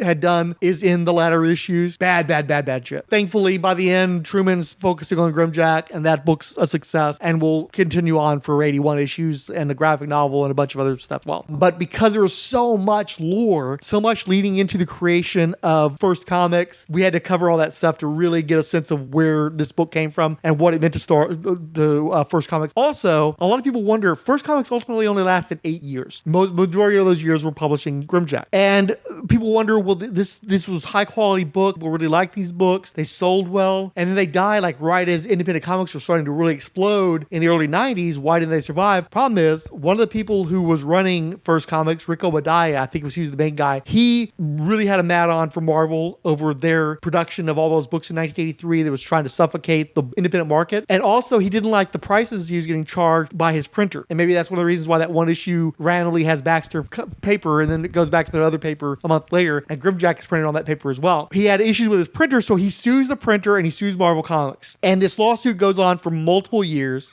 It's finally settled, I think, in 87. But obviously, there were a lot of legal expenses tied into that. And ultimately, First Comics ended up having to go to another publisher where they got charged an even higher rate than the rate that they're balking at the first publisher that had also been printing Marvel stuff. So it's probably not as sophisticated a publisher either, because these are people that are publishing for DC and Marvel rather than for other independent publishers. And so it costs them more money, and it probably just handicaps the company from the very beginning. And I think there were maybe some cash flow issues as a result of that as well, so they're not able to maintain the lineup of creators they start out with. Mike Gold ultimately leaves and goes back to DC, and Mike Grell does the Longbow Hunters, I think, with him as the editor. So when Mike Gold goes back to DC, he takes some of the first people with him, whether intentionally or by circumstance. And so that lawsuit, the same glut that killed Pacific Comics, long-term kind of kills First Comics as well. So it all kind of comes back together. It's the Pacific Comic story, it's the First Comic story, it's Warp, it's Starslayer, it's GrimJack, it's all the shit is mingled together. And so I felt like you have to tell the whole story to even start talking about GrimJack on its 40th anniversary. And of course, we're going to have to go back and talk about more GrimJack stuff. I'm glad you enjoyed the first serials, and you've got the next trade, so we'll go into that. I actually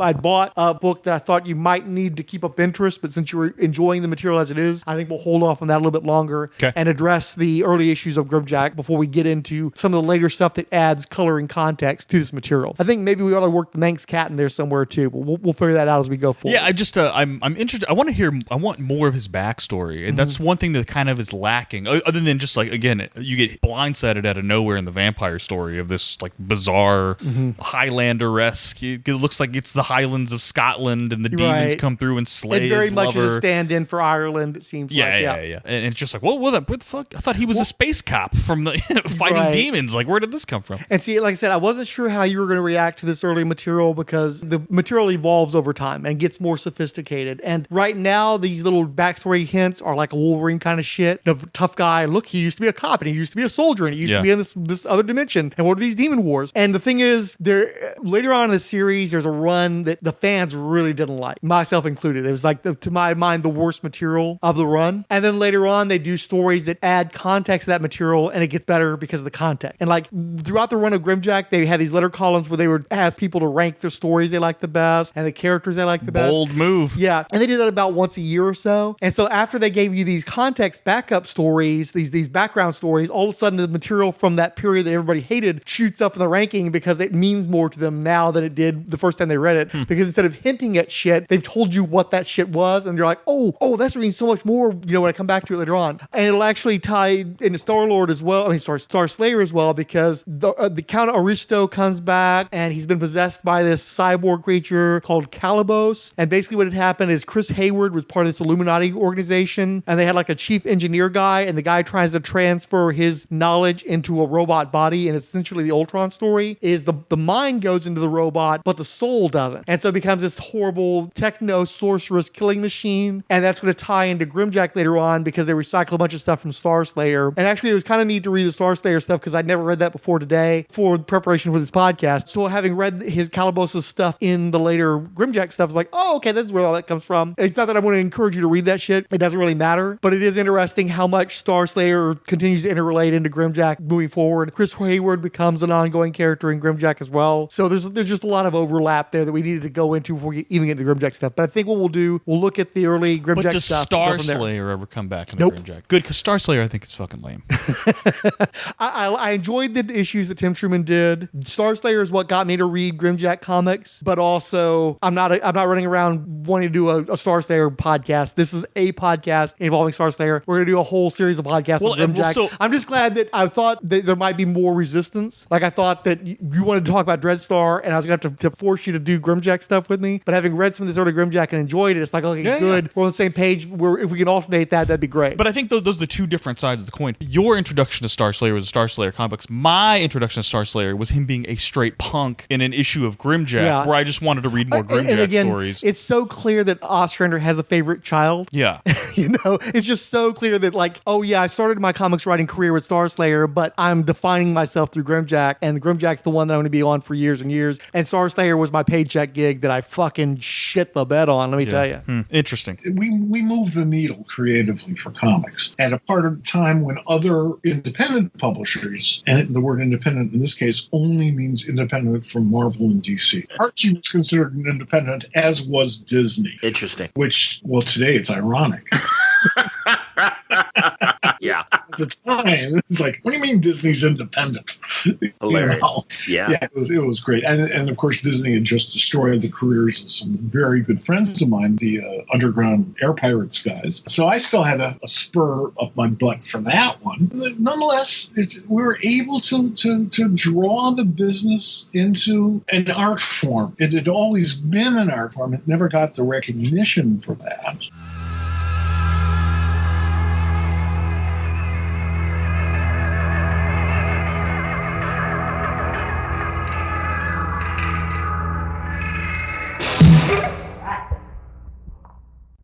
And one thing that pissed me off those too is the ones you gave me were called The Legend of GrimJack, and those got up to like 7 or 8 volumes, I think. And those were on glossy paper and they were like normal trade paperback size, but they never finished the run. And then they started doing these GrimJack omnibuses that were about like 2 to 3 times as thick, and those made it to I think 5 volumes and still didn't finish the fucking run. So twice now in 2 different formats, because the omnibuses were like the Dark Horse style ones where they were smaller trim, and they were on a lot. They were on glossy glossy stock paper like other ones were. And so 2 different formats, 2 different runs, and I can't get the entire series in trade because they never will fucking finish the goddamn thing. I wish they would do an actual omnibus instead of that bullshit. Do you have the floppies for everything? Pretty much. I think I'll probably miss an issue or 2 here or there, but otherwise I've got all the floppies. But they're not all in great conditions. Some of that shit stuff I pulled out of quarter bins in '89 that I've still held on to, particularly the Starslayers. Try to find a bookbinder and just have them make you your own omnibus. Yeah, but I want them to remaster it and do all the cool shit and give me a bunch of extras and stuff. Sidebar. Hold on, before we get into this, check this out. So I was trying to look up the cover to GrimJack #1 because you mentioned it. There is currently a lot on eBay that has GrimJack comics, Timothy Truman signed 1 through 81, complete. What is all in this lot? It is, you get the Demon Star badge. I guess there's like a coin badge thing. Ooh. A separate paper with Tim Truman's autograph and signature that says, "Thanks for ordering this. It's my favorite project I've ever done. I hope you enjoy it. Tim Truman," which is pretty cool.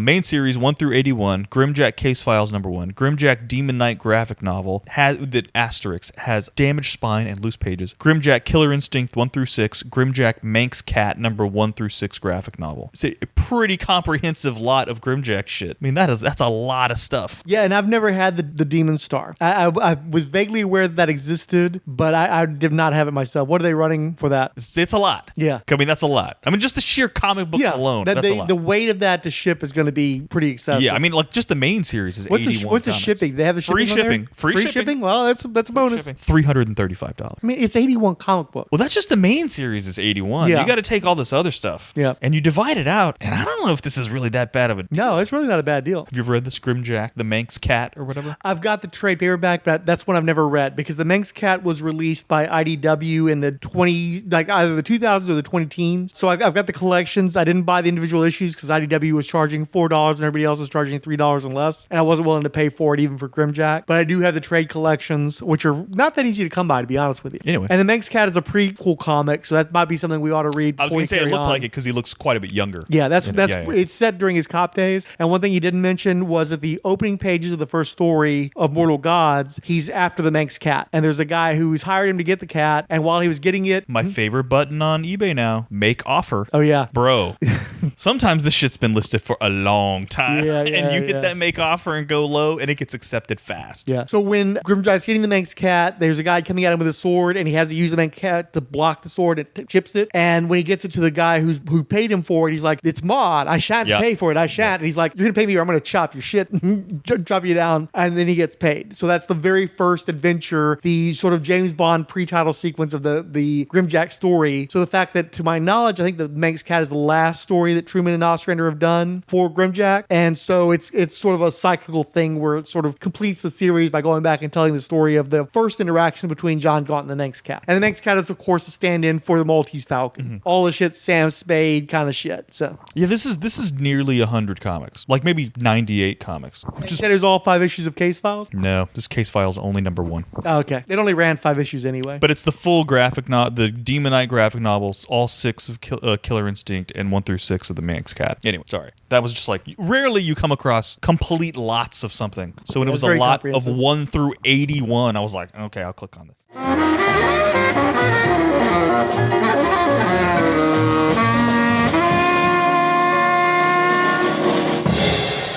Thanks go out to the Alien Channel, the Bat Pod, Between the Pages blog, Chris Dunford, Chris Lydon, Dave's Comic Heroes blog, Dirk Ashton, Ed Moore, History of Comics on Film, Iowa's Joe Is, The Irredeemable Shag, Jennifer F., Julia Raoul Rainbow Edition, Keith G. Baker, Long Box of Darkness, Luciano Veroletti, Manaus Makeko, Maxo, Max Pocalypse, Professor Frenzy, Randy Caldwell, Richard Field, Slangward Scott at bsky.social, Ward Hill Terry, and Zwit Jameson. Del Dracula wrote, "Been waiting a long time, not 10 years, but more than 6, I think, for martial law and Dreadstar. And now here they are in consecutive episodes. If you do GrimJack next, we will be in a golden age for Rolled Spine podcasts." I think golden's probably a little strong, but hey, you got your GrimJack. And finally, Randy Caldwell wrote, "My Marvel era is mostly in the 80s. I know the cosmic entities, but I only know a half dozen alien races: Kree, Shi'ar, Skrulls, Dire Wraiths, Brood, Nova Corps, Galador. On the other hand, I know more than 40 DC worlds, thanks to the Green Lantern Corps and the Legion of Superheroes. Hashtag long live the Legion." And, you know, Jim Starlin and Mike Grell both have a bit of a history with those guys, so a little bit of overlap here.